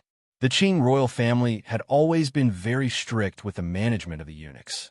Among the many rules, there was an absolute order that absolutely did not allow the eunuchs to buy residences outside the palace. This was to ensure the privacy and safety of the nobles within the palace and make it easier for the imperial soldiers and guards to control them. It was also to prevent the eunuchs who had the means to buy residences from colluding with the officials in court. However, the eunuchs with status would never lack for silver. Since they could not buy residences outside, they could only put effort into where they lived. Thus, in this seemingly poor area of the laundry workshop, one could still find a dozen very eye-catching mansions. The eunuchs' individual courtyards stood calmly and proudly in the bustling laundry workshop. It was already late at night. Hongzhu had properly arranged the matters in the Eastern Palace. He separately knelt to the Empress and the Crown Prince to say his goodbyes. He then led a few trusted eunuchs toward the laundry workshop. Not far from the inner palace, those trusted eunuchs carried out a bamboo sedan chair from somewhere and invited him to sit in it. In the inner palace, Hongzhu did not have the courage to put on airs. Once he left the inner palace, he would not refuse such things that he should enjoy. However, sitting in the swaying bamboo sedan chair, his expression was not very good. Those eye-piercing little red lumps shrunk in the icy wind. His mood was also a bit gloomy. He forcefully hid the glimmer of fear and unease in his eyes.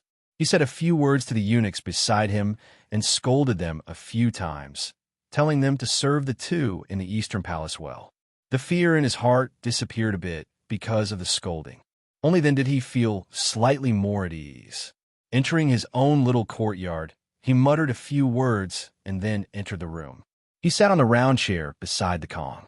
The style of this round chair was exactly the same as the one old eunuch Hong used to sunbathe outside Hongguang Palace. He had specially asked someone to make it. Every time a eunuch came to the courtyard to do business and saw this round chair, they would think of the relationship between young eunuch Hong and the old eunuch and feel vigilance and respect in their hearts. Hong Zhu was very proud of his skill. He sat on a chair and slowly sipped a pot of hot tea in his left hand. A 13 or 14-year-old eunuch respectfully knelt down and helped him take off his shoes. He then fetched some hot water to warm his feet. Feeling that pair of small hands carefully rubbing his feet in the wooden basin, Hong Zhu developed a strange feeling. It was somewhat satisfied, somewhat proud, and somewhat sad. His family had once been a gentry family and had produced a few genes. However, it had been destroyed by the official Yin family, which caused his life to become what it was today. If such a tragedy had not occurred, Hong Zhu thought to himself, given his age, he would probably have passed the spring examinations and begun his official career. Each time he thought of this matter, he couldn't help but feel sad, then angry, and then sincerely grateful to Sir Fan Jr. outside the palace. Hong Zhu was not an ungrateful person. It was said that a scholar would die for those who understood him. He had always thought that although he did not have that thing between his legs, his heart was still that of a scholar. His fingers slowly rubbed the granules on the surface of the purple clay teapot, but his thoughts were not on this wonderful feeling. He thought of the matter he had taken the risk to tell Sir Fan Jr. He didn't know what kind of disaster this matter would bring to him. He had been afraid for many days. It was not until Sir Fan Jr. returned to the capital that he felt a little more confident. He would leave such a terrifying matter to Sir Fan Jr. to handle. Perhaps he would gain some benefits from it. It could be considered as repayment. As long as the matter did not implicate him, it was fine. Hong Zhu's fingers suddenly trembled. He stuck out his tongue to moisten his lips that had become dry from nervousness. In a dry voice, he said, "You can leave. I'm a bit tired. If there's nothing important, don't disturb me." The 13 or 14-year-old eunuch with delicate features took out a dry rag and wiped Eunuch Hong's feet clean. He giggled and said, "Eunuch, do you want to call Xiao'er to help you massage them?" Hearing these words, Hong Zhu was slightly startled. He immediately thought of the serving girl's soft body and fragrant wet tongue. A warm current surged in his lower abdomen, but it could not go to where it should go. Involuntarily, his expression darkened slightly. In addition, he was afraid that these words would be heard by the person in the room. He scolded angrily, "Get out! What's Xiao'er and Xing'er?" The little eunuch didn't know why his eunuch was angry. With a sullen face, he left the room and carefully closed the door to the courtyard and room. He then went to the side room to sleep. That is Yi Guiping's trusted serving girl. How dare you have designs on her? Fan Xian walked out from the inner room and laughingly scolded. "Look at your little life. It's even more comfortable than mine. You've gradually become more daring." With a sullen face, Hong Zhu said, "Don't embarrass me. I really don't have much courage." He glanced at Fan Xian probingly and smiled. "Besides, that Xing'er lady, isn't she my person?" Fan Xian jumped in fright and scolded in a low voice, "Die! How dare you say such preposterous things?"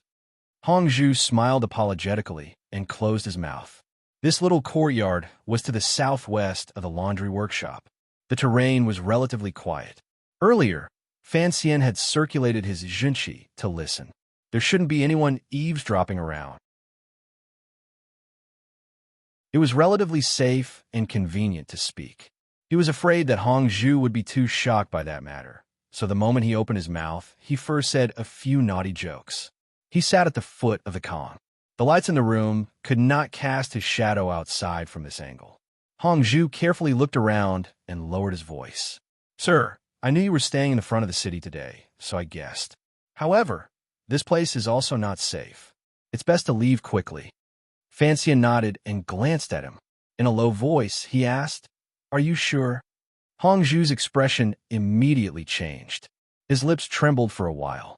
He looked around fearfully and nodded a moment later. Keep this matter to yourself. Don't tell anyone. Although Fan Xian knew that Hong Zhu was not that stupid, he still reminded him worriedly.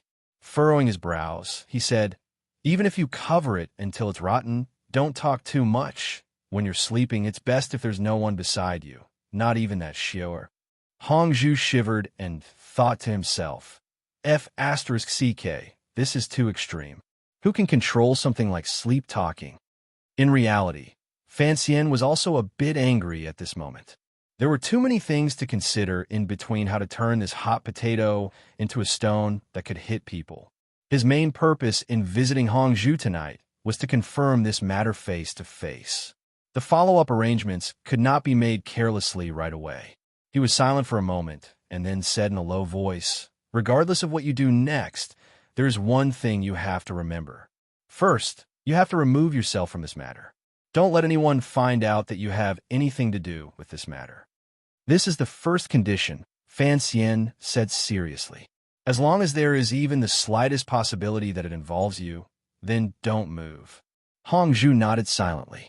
He had long known that if he sold this information to Sir Fan Jr., Sir Fan Jr. would certainly use this information, and he would certainly become an important part of the other party's actions. From the very beginning, he had put his little life in Fan Xian's hands. The kindness of dozens of lives in his clan was repaid with his life. It was nothing. Hearing Fan Xian's concern for his safety, he felt more and more moved in his heart. The candlelight in the room swayed for a moment. The light and shadow were slightly blurry. Fan Xian called Hong Zhu to his side and quietly said something in his ear. The more Hong Zhu listened, the brighter his eyes grew. However, there was still undisguisable fear and alarm in that brightness. However, this kind of fear and alarm could not defeat the future rewards. Like the officials in court, the eunuchs in the palace also had to secretly suppress the Zhuang family, particularly eunuchs like Hong Zhu, who had already climbed to a certain level. Starting from a year ago, because of Fan Xian's secret actions, Hong Zhu already had no choice but to suppress him in Shufang Palace. Right now, it is inconvenient for us to contact each other. We have to find a way. Fan Xian finished explaining some things and furrowed his brows. But we can't go through the middleman. There are still some details that I have to go back and think about. Before I return to Jiangnan, we have to see each other again. In the first month, when can you leave the palace? 22. Hong Zhu swallowed and lowered his head. The Empress doesn't like the embroidery color that Jiangnan sent as a tribute last autumn. She asked for an edict to order a batch from Dongi. This is a profitable business. The Empress bestowed it to me, so I can go out that day. Fan Xian nodded and confirmed the time for their next meeting. However, a thought flashed through his mind. He realized that the Empress truly doted on Hong Zhu, this eunuch. He looked at the pimple on Hong Zhu's forehead and unconsciously glanced at his crotch. Shortly after, he laughed silently at himself. He had seen too many shady things in this gloomy and heavy palace. He couldn't help but want to think about everything 3 ways down. However, this was impossible. The checks to enter the palace were too strict. On the land of the Qing kingdom, it was impossible for a story like Wei Xiaobao's to appear. Fan Xian didn't dare stay in Hong Zhu courtyard for long. In the end, he gave a few more careful warnings and left. It was a long time after he left that Hong Zhu came back to his senses. Looking at the empty corner of the Kong and the lights in the room, he was confused. The door to the room and courtyard hadn't even been opened. How did Sir Fan Jr. leave? He really is amazing. Hong Zhu slapped his thigh and silently sighed in admiration. For some reason, the large stone that had been pressing down on his heart suddenly became much lighter after Fan Xian's arrival. Perhaps he had told this massive secret to another person and split it in half. Perhaps he felt that a godlike figure like Sir Fan Jr. would certainly be able to handle this matter. He had a lot of confidence in Fan Xian. He felt that he could finally have a good night's sleep. With a relaxed expression, he blew out the lights, took off his clothes, and burrowed into the thick blankets. Although Xiao Er's youthful and beautiful body was missing from the blankets, young eunuch Hong still felt very happy. However, Fan Xian's confidence in Hong Zhu was not full. He had 3 methods of controlling Hong Zhu. One was to help his family get revenge. Another was to give his brother, In Jiaozhou, countless benefits. What he truly used to tie down Hong Zhu was still affection. In this world, everyone was different. Some people could be bought with money. Some people had no ability to resist in front of beautiful women. Fan Xian confirmed that Hong Zhu was a very special little eunuch. He was sincere and chivalrous. Otherwise, he would not have been willing to become a nail in Fan Xian's hands in order to repay a favor. He also would not have occasionally curried favor with old eunuch Hong.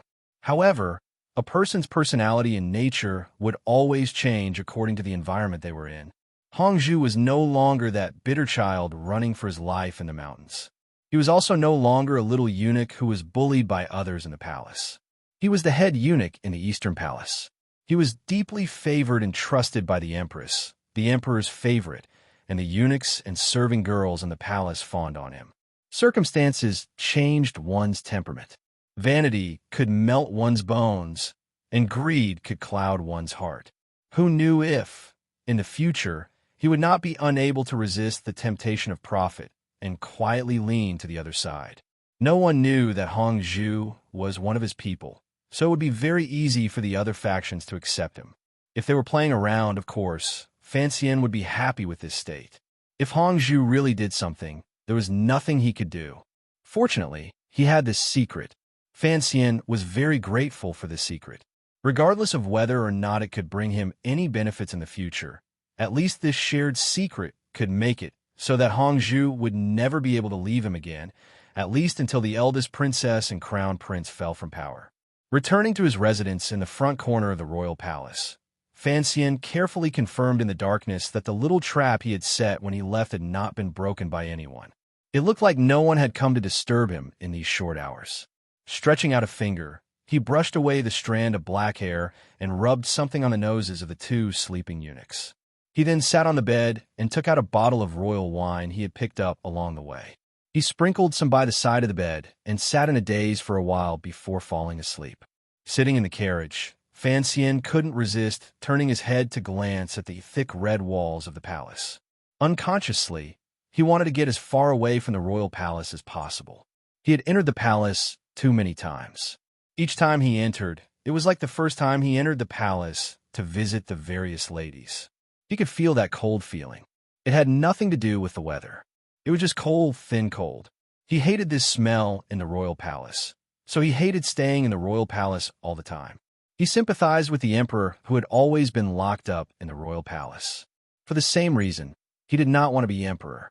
This was not being pretentious. It was the truth.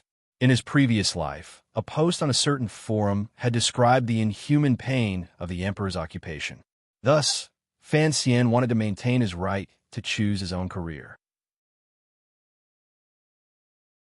This was probably the biggest conflict between him and Chun Pingping. With 100,000 strings of silver tied around his waist, riding down to Jiangnan, carrying the emperor's sword on his back, and controlling the power of the world, perhaps this kind of life was not bad. Of the 4 great grandmasters, Yi Liuyun's life was the most relaxing. However, he still needed the Juanshan Conference's silver and meticulous service. But Fan Xian didn't need it. Immersed in his beautiful imagination, Fan Xian tilted his head and glanced at his wife. Lovingly and gently stroking the hair on her head, he said, "In a few years, the world will be at peace." A few years? Wanner pulled up the corners of her lips and forced a smile. "I hope so. How did your talk with Mother go?" Lin Wanna looked at the Jingdo Street scene outside the carriage window and suddenly asked this question. Fan Xian started slightly and warmly said, "We chatted for a while, but there wasn't anything of substance. You looked very tired yesterday and went to sleep so early. It wasn't good for me to stay too long." "I was pretending to sleep," Lin Wanner calmly said. "If I didn't sleep, it wouldn't be convenient for you two to say anything." Fan Xian was silent for a long time. Only now did he understand that his wife was giving him and his mother a chance to negotiate and see if they could reach a compromise. However, there was already too much blood on their hands. It would be difficult to wash them clean and carry out a second handshake. Feeling her husband's silence beside her, Lin Warner suddenly felt that her spirit was lacking. Her body felt weak. In a quiet voice, she said, "What should we do?" Fan Xian silently pulled his wife gently into his arms. He didn't know what to say. Warner did not refuse his embrace. She tilted her head and gently leaned against his chest. A trace of indifference and hopelessness appeared between her brows and disappeared in a flash. Tears began to roll down like pearls. They formed a line and soaked Fan Xian's clothes. It was not that Fan Xian had not considered the problem of what to do. However, the situation had long been set. He could try to destroy the second prince's ambition, but he did not have a glimmer of hope that he could convince the eldest princess to leave the stage of this world. Either you die or I perish in the struggle. Naturally, Warner, who was caught in the middle, was the most pitiful person. Fan Xian clearly knew this, but he could not change anything. He held his wife tightly in his arms. For some reason, his heart also began to ache. A year ago, Warner had reminded him that perhaps his mother would once again join hands with the crown prince. Thinking back to the past, Fan Xian couldn't help but sigh in admiration at his wife's sharp intuition. He knew that it was not that Warner did not understand the turbulent undercurrents under the Qing Kingdom's golden age of peace. She was caught in the middle and could only remain silent. Always silent, so silent that it seemed to have disappeared. Because of this, Fan Xian felt increasingly guilty and apologetic toward his wife because he could not say anything. He could not even give her a promise. In his arms, his wife was crying silently. Fan Xian gently used his thumb to wipe away the tears on her face. Raising his head to look at the scenery outside the window, he thought to himself that even if a person had two lives, there were still many things that could not be changed and many wishes that could not be fulfilled.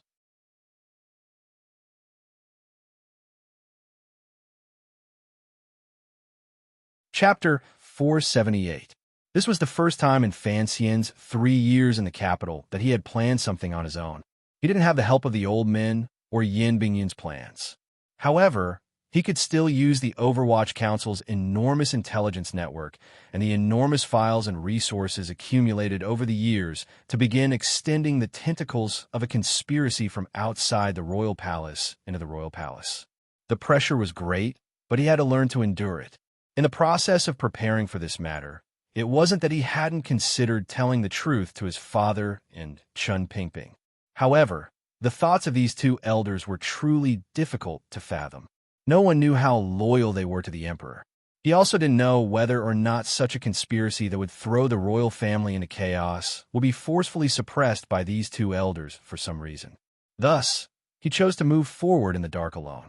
The Overwatch Council's intelligence reports flowed endlessly into his study.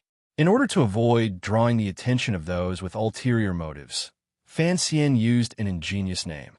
He only carefully touched on the information on the outside. Then, it passed through a few hands and was delivered to a remote and quiet courtyard in the middle of the city. He didn't dare to be silent for too long in the study and reveal any traces. As usual, he was filial to his father and wandered freely in the garden. Along the way, he even went to Xian Chuwu's manor to be a guest. However, this year, Xian Chuwu did not invite him as he had in the past. Fan Xian knew that Xian Chuwu was, after all, close to the crown prince. At this juncture, when the crown prince was gradually waking from his silence and using his good performance to fool everyone in the palace, Xian Chuwu must have received the Eastern Palace's signal and no longer try to rope him in. However, this change was not sudden. Xian Chuwu found a good excuse and personally went to the manor to deliver a generous gift. After a few days, Fan Xian finally thought through this matter from beginning to end. After going through the plan in his mind, he stood in the position of an investigator and used a cautious gaze to examine the clues in his mind.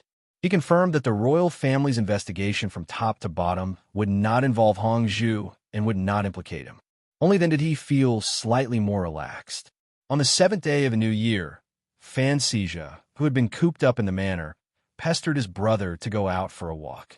Fansian glared at him and retorted, "You think you're still the second young master of Fan Manor? Right now, it is the council that is hiding your whereabouts, but I'm sure that the palace already knows where you are. Right now, no one from the Ministry of Justice has come to arrest you because the palace is giving face to Father and me. If you go out with such a fat face to show off, where will the palace put its face? Someone will be coming to arrest you soon." Fantasia was surprised. Why was his brother speaking so harshly today? But in the year he had been working in Northern Qi, he still retained the sinister business genius of the past. He had also shed some of his pompous air. He immediately saw that his brother had something on his mind. His mood was heavy. Carefully, he asked, "Brother, what happened? We are brothers in this world. Tell me what you want and see if I can help you." Fansian suddenly thought of the Northern Qi aces who had followed Fantasia south and were now arranged to live in the country estate outside the city. His heart jumped, but he immediately cast aside those thoughts. He didn't even dare to disturb Director Chun and his father, let alone his precious younger brother. It was just that Seja had seen through his thoughts, so he had to cover it up. He paused slightly and then said, "On the 10th day, the Great Prince's manor will open its doors to welcome guests. I will also be going." "The 10th day?" Fantasia pressed his lips together and giggled. "Brother, that is an important day. It looks like the Great Prince truly thinks highly of you to actually pick such a day to invite you." Fansian laughed coldly. "I'm afraid this is Wang Fei's intention. What am I worried about? I said I was going to take Hongshan, but yesterday someone from the manor came to remind me that on the 10th day, our second prince will also be going." Fantasia sucked in a cold breath. "Good heavens, brother, you beat the second prince into a pile of mud, and now you're going to sit at the same table to eat. Be careful of that woman's dirty tricks." Fansian furrowed his brows and said, "Not necessarily. Who would dare to kill someone in the Great Prince's manor? It's just, I feel it will be difficult to deal with." Fantasia lowered his head and immediately understood what his brother was worried about. The Great Prince had chosen the 10th day to invite guests, and it was Fansian and the second prince. Presumably, the Great Prince still wanted his two brothers to be at peace again. His brother could not give face to the Great Prince, but he couldn't let go of the second prince. No wonder he was in such a difficult situation. He thought he understood the reason for his brother's heavy thoughts. He shook his head and said, "If you want to eat, then eat. In any case, if you don't say anything, the Great Prince can't do anything to you." Fansian smiled. "That's true." He looked at his brother and suddenly said, "Are we really going out? We can't get out of the carriage. We can only watch from the carriage." Fantasia was overjoyed and looked at him pitifully. After returning from Northern Qi, he had been locked up in the manor. Even during the ancestral worship on the first day of the new year, he could only kowtow a few times in the carriage. He had long been stifled. Hearing his brother's orders, he nodded repeatedly. As the carriage traveled through Jingdo, snowflakes gently floated down like willow catkins. The Fan brothers strolled around the bustling streets of Jingdo twice. In the middle, they stopped by Dombo bookstore to understand the recent situation. The two owners had arrived. The shopkeeper of Qingyu Hall, who had replaced 7th Yi, quickly entered the carriage to report. However, listening to the report was secondary. Fantasia only wanted to see the small bookstore he had started. After leaving Dombo bookstore, they went to Baoyue brothel. The carriage stopped outside the hidden back door of Baoyue brothel.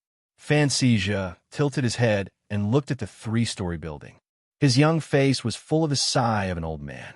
Earlier, looking at Dombo bookstore had already made him feel emotional. Now, looking at the brothel that had changed his life, the complicated feelings in his mind suddenly surged. Fansian lifted the curtain of the carriage and walked out. Fantasia was overjoyed. Without saying anything, he followed him out of the carriage. There was already someone waiting at the back door. The group of people quietly entered the back courtyard and followed the quiet stairs directly up to the 3rd floor. They sat in the room that had been empty the whole time. Fantasia excitedly twisted his head and looked around. Occasionally, his palm would touch the antique furniture that he had personally arranged in the style of the Wei Kingdom. His face was full of reluctance and excitement. Fanxian smiled and glanced at him. He was not worried about his brother's safety. In Jingdo, as long as he came out with him, no one would dare to force him to do anything. However, looking at Fantasia's expression, his emotions suddenly stirred. For people like Sija and the Third Prince, if they were to be judged as good or evil, they were probably characters that should be cut 1,000 times. Yet, he had always stood firmly behind them. He laughed at himself and thought to himself that he really was not a good person. There was no one else in the side room. Only Sang-Wen and Shi Qing'er were personally serving him. After drinking a cup of hot tea, Fanxian gave Sang-Wen a meaningful glance. The two of them walked into the hidden secret room in the back. Fantasia was not surprised. He didn't even glance at the two of them. He only continued to chat with Shi Qing. Between the lines, he was very concerned about the state of Baoyue Brothel's operations after he left the Qing Kingdom. After he heard Shi Qing'er relay Fanxian's slight changes to Baoyue Brothel, as well as the situation of the girls' contracts, he opened his mouth wide and sucked in a cold breath. His gaze toward the secret room became different. Fantasia truly admired his brother from the bottom of his heart. With these changes, it looked like the brothel had taken a loss. In reality, he had won the hearts of the people and reduced a lot of unnecessary expenses in the dark.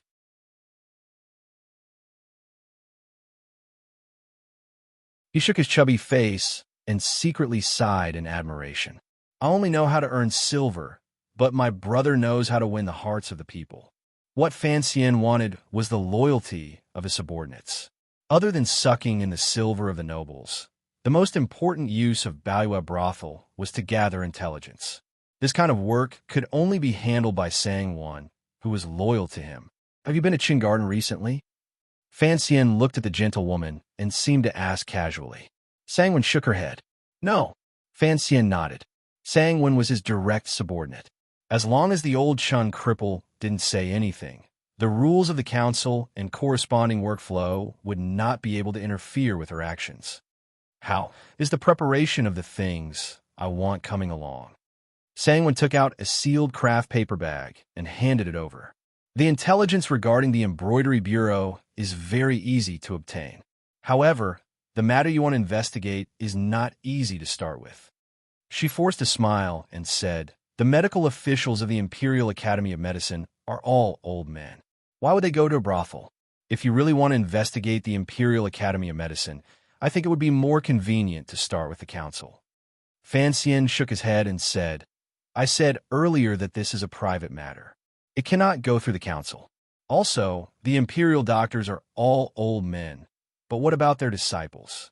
They're all young people. Sang-Wen's lips were a bit wide, but they were not ugly. On the contrary, they contrasted with her gentle face and gave off a different feeling. She opened her mouth and bitterly said, the salary of the students of the Imperial Academy of Medicine is too little. Before they finish their apprenticeship, they cannot diagnose on their own. Even the manners in Jingdo are not allowed to go. It is truly difficult to get them to come to Baoyue Brothel.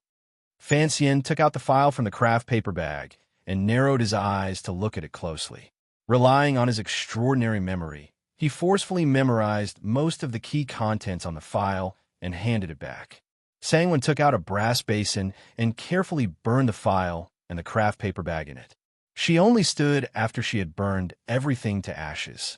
Fanxian digested the intelligence in his head and closed his eyes. He shook his head and said, you will stop here.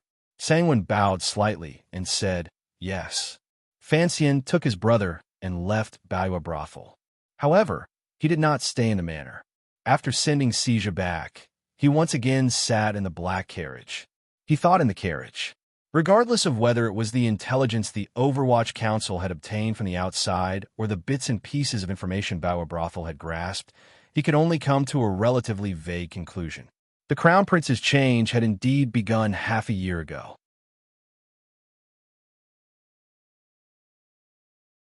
At that time, Fanxian was far away in Jiangnan and had no idea what had happened under the surface of Jingdo's peace. Without question, the venereal disease that had long troubled the crown prince and made him appear self-abased and weak had been cured. This matter caused the Imperial Academy of Medicine, who knew the inside story, to collectively sink into celebration. They all thought it was a favor from heaven and a blessing for the Qing kingdom. It was also from that time on that, because of the crown prince's recovery, his entire person began to emit a glow called confidence. He became calmer and revealed the steadiness that a future emperor should have in his calmness. The Empress Dowager liked this kind of change. The emperor also seemed to be pleasantly surprised. After receiving confirmation from Hongzhu, Fan Xian sank into some kind of deep thought. On a psychological level, he could deduce some things. However, the eldest princess may have only seen the crown prince as some kind of substitute or even as a pet like a little white rabbit. But what about the crown prince? Even if he was the passive party, where did he get the courage from?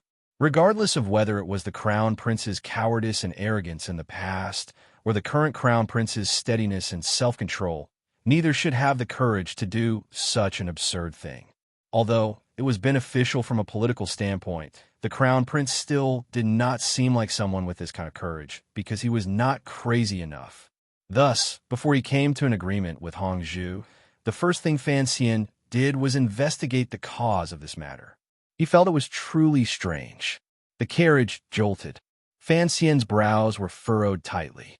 As Fei Jie's successor, he was too familiar with things like medicine. After he had a general understanding of the entire situation, he unconsciously placed his suspicious gaze on the medicine. Medicine. In this world, although venereal disease was not an incurable disease, it was still something that lingered in a sickbed and was difficult to endure. Otherwise, the crown prince would not have suffered for so many years, and the Imperial Academy of Medicine would not have secretly troubled him for so many years. What kind of medicine could cure the crown prince in such a short amount of time? What kind of medicine could make the crown prince so much more daring? Thus, he arranged for Sang, one, to begin investigating the clues along the way. Of course, he used another reason. However, after investigating, he found that the back of this clue was a ball of dense fog. Baoyue Brothel's intelligence-gathering power was limited, and the Overwatch Council's supporting investigation had not made any progress. Fan Xian began to feel a glimmer of danger. It was as if he was being watched by an icy gaze from behind. Was this a trap? Could it be that someone had set up a trap and wanted him to expose these things? If he continued to dig deeper, he was worried that he would alert the powerful figure hidden behind the scenes. Thus, he decisively stopped the investigation of the medicine and turned back to the path he should be on. He understood one thing. No one knew of his relationship with Hongzhu. Since it was so, no one should think of using this layer of relationship. If there was another hand trying to control this matter, then their goal was the same as his. As long as he was not implicated when the matter happened, that hand would not be able to use him. The medicine was key, but it was not. The key was still the crown prince's heart. Perhaps the medicine could add fuel to the fire, but this kind of method of doing things was rare and powerful. Fan Xian guessed that if there really was a problem with the medicine, then who could have made it? In an instant, a few names immediately floated into his mind. The ones with the motive to do such a thing were himself, who wished at any moment to throw the eldest princess and crown prince off their horses, and the second prince, who had the help of the Yi family, but was beginning to faintly feel that the crown prince was going to steal his place in the eldest princess's heart. It could even be the emperor. In the carriage, Fan Xian jumped in fright and unconsciously shook his head. Although he had always been on guard against the emperor had treated him well and did not seem like this kind of person. Furthermore, putting aside how apologetic the emperor was toward the eldest princess, even if he wanted to clean the courtyard, he would not stoop to using such a dusty method. Of course, the first name that rose to Fan Xian's mind was actually Chun Pingping. From a medicine, he naturally thought of Fei Jie. However, he couldn't find anything. He didn't dare take the risk to investigate. Naturally, he couldn't confirm anything, so he could only stop. The carriage came to a remote courtyard. It was the one Wang Qinian had bought for a few hundred taels of silver. Fan Xian walked straight in and sat down on a chair in the innermost room. He silently looked at the wizened old man across from him. Wang Qinian said with a pained expression, "Ziyu is outside saying goodbye. He's going to Northern Qi tomorrow. Mutai doesn't dare to take over the first bureau." Fan Xian waved his hand to stop him and straightforwardly said, "You know, I don't want to hear about these things. You could go find Sir Yan," Wang Qinian said with a mournful expression. Wang Qinian put on a long face and said, "This lowly official is not good at this.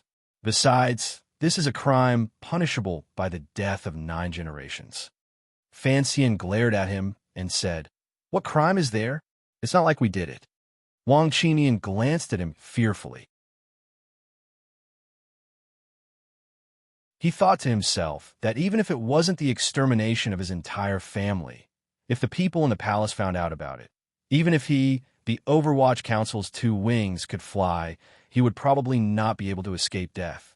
Fan Xian smiled warmly and patted his thin shoulder. "What does this mean?" "This means that you're the person I trust the most. Besides, you know everything about me. Any one of them is a matter of losing my head. Why would I be afraid of one more?" Wang Qinian suddenly felt great regret. After returning from Northern Qi, he should have followed Sir Fan Jr. and the director's intentions and immediately taken over the first bureau instead of returning to Sir Fan Jr.'s side and retaking control of the Qinian unit. That way, he would not have seen the box that he should not have seen even if he was blind, or heard the secret that he should not have heard even if he was deaf. Someone is investigating. In the light snow in Qin Garden, Qin Pingping sat in a wheelchair with a thick fur cloak draped over him. He looked at the ice gradually forming on the surface of the pond in the garden and smiled slightly. "The investigation is very clever and well hidden. We still can't confirm who it is." Fei Jie glanced at the director and shook his head.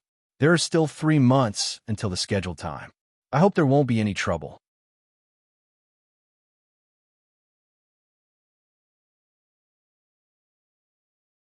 Chapter 479. The left side of my head hurts badly, so I'm late. Sorry, if I can't take it and need a rest tomorrow, I will ask everyone for leave. Thank you. Fei Jie looked silently at the old man in the wheelchair. He knew that Director Chun had a clear understanding of his own body. Even if he wanted to say something comforting, he couldn't say it. The Overwatch Council was the darkest part of the new Qin Kingdom. In this world, the only person who could truly understand a large part of history and understand Shun Pingping's intentions was this great grandmaster who used poison. In the middle of the year, Qin Pingping emphasized the time. "After you leave Jingdo, don't come back. I know you've traveled all over the world in your life in the hope that one day you can take a ship to the lands of those foreigners and see how their medicine is made. Since you have this desire, it's best if you go earlier." Fei Jie didn't say anything for now. He knew that given the role he had once played in the military, the matter in the palace could not affect him. The reason the director urged him to leave the Qin Kingdom and take a ship was because he wanted him to complete his life's ideals before the matter blew up and let him leave that matter. Although he was old, he still had ideals. "I should have gone a long time ago," Fei Jie said with a smile. "However, I've taken on a student, and I always miss him. Go," Qin Pingping said sincerely. "You only have one life. Do what you like to do. Otherwise, when you're old and crippled, you won't be able to walk even if you want to. Although I don't believe in the retribution the temple speaks of, you've killed countless people in your life. You will always draw attention. Of the 3 old poisoners, Xiao In is already dead. I heard that the one in Dongyi also suddenly got a strange disease. You're the only one left. You have to live on." Fei Jie was silent for a moment. He then said, "I'll listen to you. In the middle of the year, I'll go to Dongyi and go out to sea." Qin Pingping glanced at him and smiled tiredly. "Why won't you leave from Chuanzhou? First, that place has the smell of the past. I don't like to remember the past," Fei Jie said. "Second, since I'm going out to sea alone, I don't want the Emperor or Fan Xian to know where I'm going." Qin Pingping nodded. Fei Jie had a very special role in the Overwatch Council. He had resigned from his position in the 3rd Bureau many years ago, and was now considered to be one of the Council's worshippers. The current head of the 3rd Bureau was his junior. Commissioner Fan Xian was his student. In all these years, he had been Chun Pingping's right-hand man and good friend, so he was very aloof in the council. Although there was still an empty room in the basement of the square building for him to conduct research, he rarely went there. His daily work of concocting medicines and fumigating poisons was all done in a courtyard in a corner of the capital. This courtyard was a monologue research department, and its funds were, of course, provided by the Overwatch Council. The corresponding servants and apprentices were all members of the Overwatch Council. The research results of a master of poisons were naturally quite valuable. Regardless of whether it was the arrow poison needed by the military or the poison needed by the nobles in their backyard to kill each other out of jealousy, they were all objects that people salivated over. However, the defenses of this courtyard were not very strict. Because of Fei Jie's vicious and poisonous reputation, the enemies of northern Qi and Dongyi, as well as the nobles within the Qing kingdom, did not have the courage to go into the courtyard and pretend to be a thief. Who knew what kind of poisonous insects Fei Jie raised in the courtyard, or what kind of poisonous powder he scattered? The apprentices and servants who served Fei Jie were naturally not worried about this. They all carried antidote pills on them. Even if they mistakenly took them, there would be no danger to their lives. However, the people in Fei Jie's courtyard often face financial danger. Because of the research of poisons and the purchase of rare raw materials, it always required a large amount of money. In the past few years, the palace treasury did not have enough money, and the Overwatch Council sometimes did not have enough money to allocate. When Fei Jie was doing experiments, he did not want to wait. Thus, the apprentice's monthly pay was often deducted. After the matter was over, Fei Jie often forgot to make up for it, and the apprentices did not dare to open their mouths to ask for it. Thus, their lives were not very satisfactory. As long as one was a member of the large organization that served the Qing kingdom, people would always find all kinds of ways to earn extra money and fill their pockets. The apprentices in the council were no exception. What they relied on was their understanding of poisons. Although they didn't dare enter that little room and take out and sell Sir Fei's treasure results, some unremarkable little playthings became a way for them to make money. During these 10 years, the assassins, wives, and mistresses all over the world all used different channels to share in the Overwatch Council's poisons. At the same time, money also flowed in. However, the danger of selling poison was too great. No one knew where the poison would be sold. Thus, later, the apprentices began to steal Fei Jie's prescriptions to sell. In the beginning, business was not very good because not many people dared to use the medicine Fei Jie prescribed. It was not until Fei Jie, as Fei Jie's personal disciple, began to treat his own injuries in the royal palace. Later, Fan Rou inherited her brother's skills and began to give lectures at the Royal Academy of Medicine. Only then did Sir Fei Jie's ability to treat illnesses truly receive the recognition of the market. Selling medicine was good, safe, and free of future troubles. 5 or 6 months ago, an apprentice by Fei Jie's side had sold a prescription. This prescription had brought him a great deal of money. He sold this prescription to the famous Huichun Hall in Jingdao. He was particularly careful when he sold it. He did not reveal any clues on the prescription or reveal his face for the other party to see. He only handed over the money and handed over the goods. 4 months ago, this apprentice suddenly became seriously ill. Perhaps it was because he had been in contact with poisons for many years and was infected. Many treatments were ineffective, and he died on the bed coughing up blood. Before that student died, the Huichun Hall had already used that prescription to successfully develop the first pill. After confirming its effects on a test subject, the old shopkeeper of the Huichun Hall had wisely turned the existence of this pill into the greatest secret of the Huichun Hall. However, he had not discovered the side effects of the pill at all. He knew that many nobles in the capital needed this medicine. This was what Huichun Hall relied on to display their power in Jingdao. Of course, the old shopkeeper would not be stupid enough to let the prescription leak out. Instead, he used a secret connection to send one pill to the owner behind him. The owner behind Huichun Hall was a 6th-level master from Taichung Temple. This master had always been careful and did not let his connection to Huichun Hall leak out. When he had confirmed the effects of the medicine, a wave of excitement immediately took over his face. Taichung Temple was responsible for matters related to the royal family and moved around the palace. Of course, they faintly knew about the so-called hidden illness of the crown prince in the Eastern Palace these years. This master faintly saw the possibility of his meteoric rise. However, he was not satisfied with just being a person who applied medicine. Thus, he took a detour to find the manor of another clan relative and delivered the medicine. Of course, he did not explicitly say that it was the result of his own medicinal hall's research. He only said that after searching bitterly, he had finally found this medicine among the foreign goods in Dongi. That clan relative's eyes naturally lit up when he heard this. The master of Taichung Temple had to say that he did not have the prescription and needed to continuously search for it.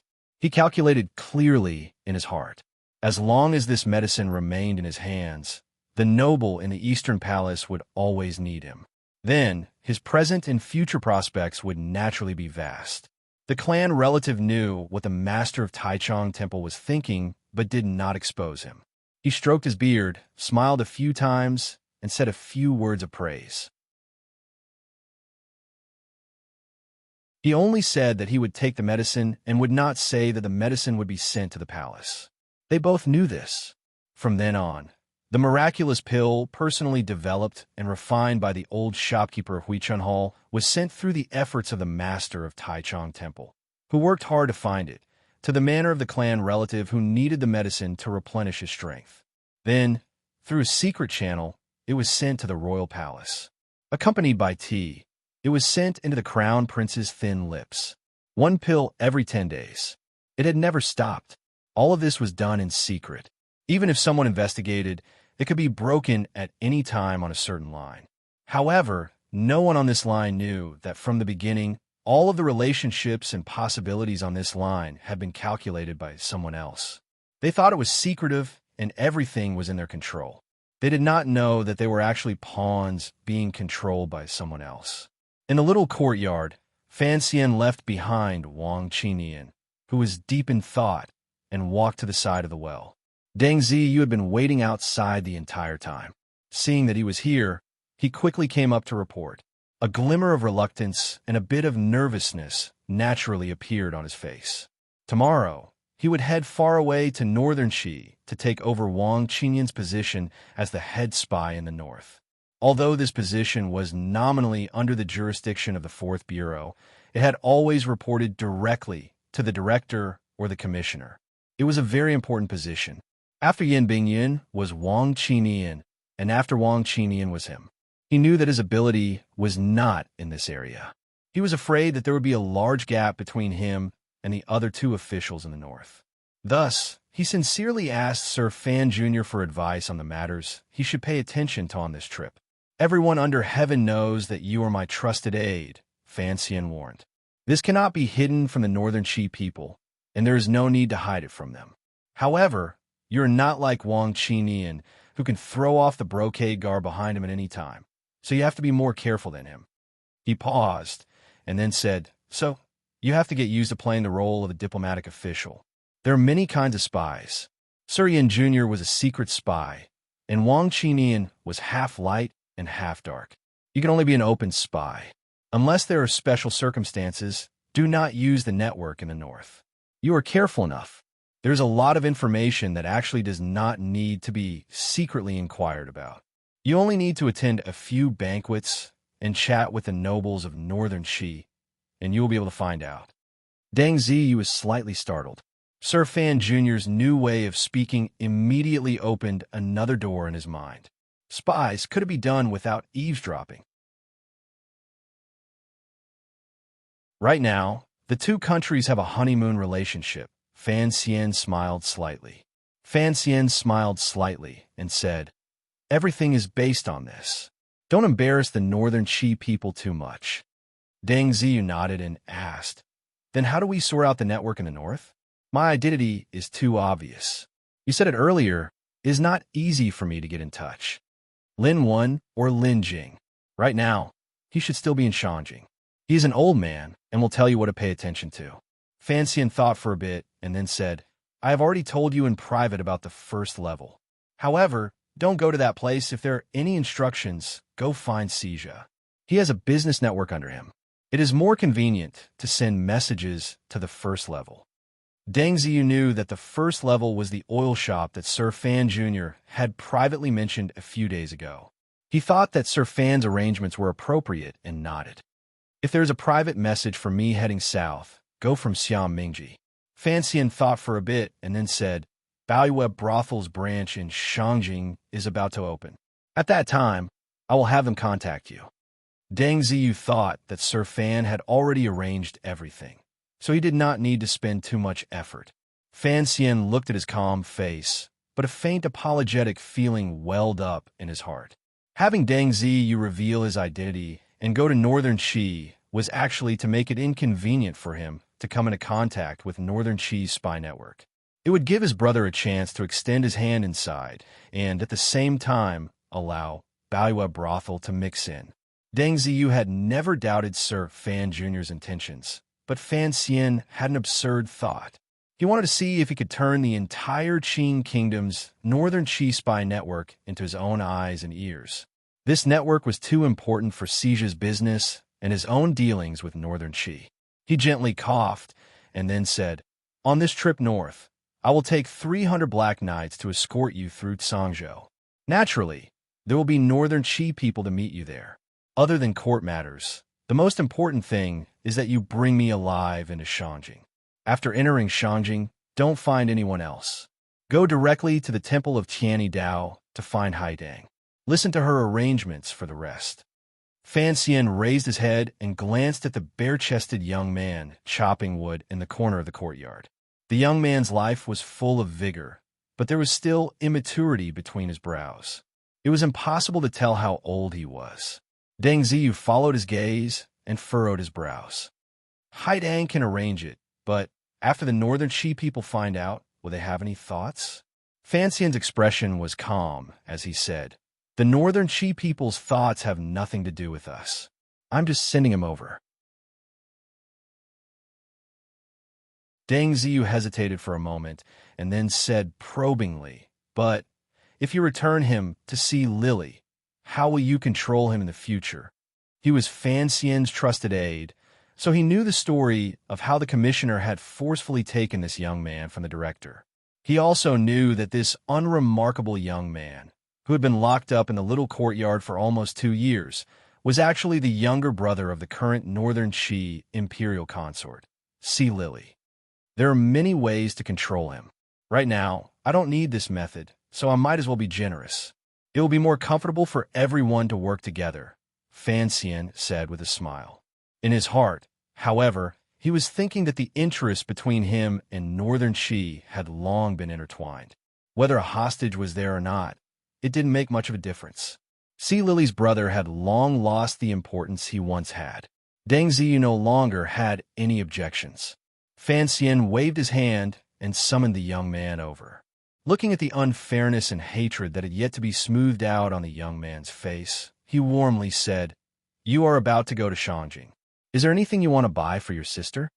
The young man spat on the ground. Fan Xian and Deng Ziyu both laughed. Fan Xian looked at him and shook his head.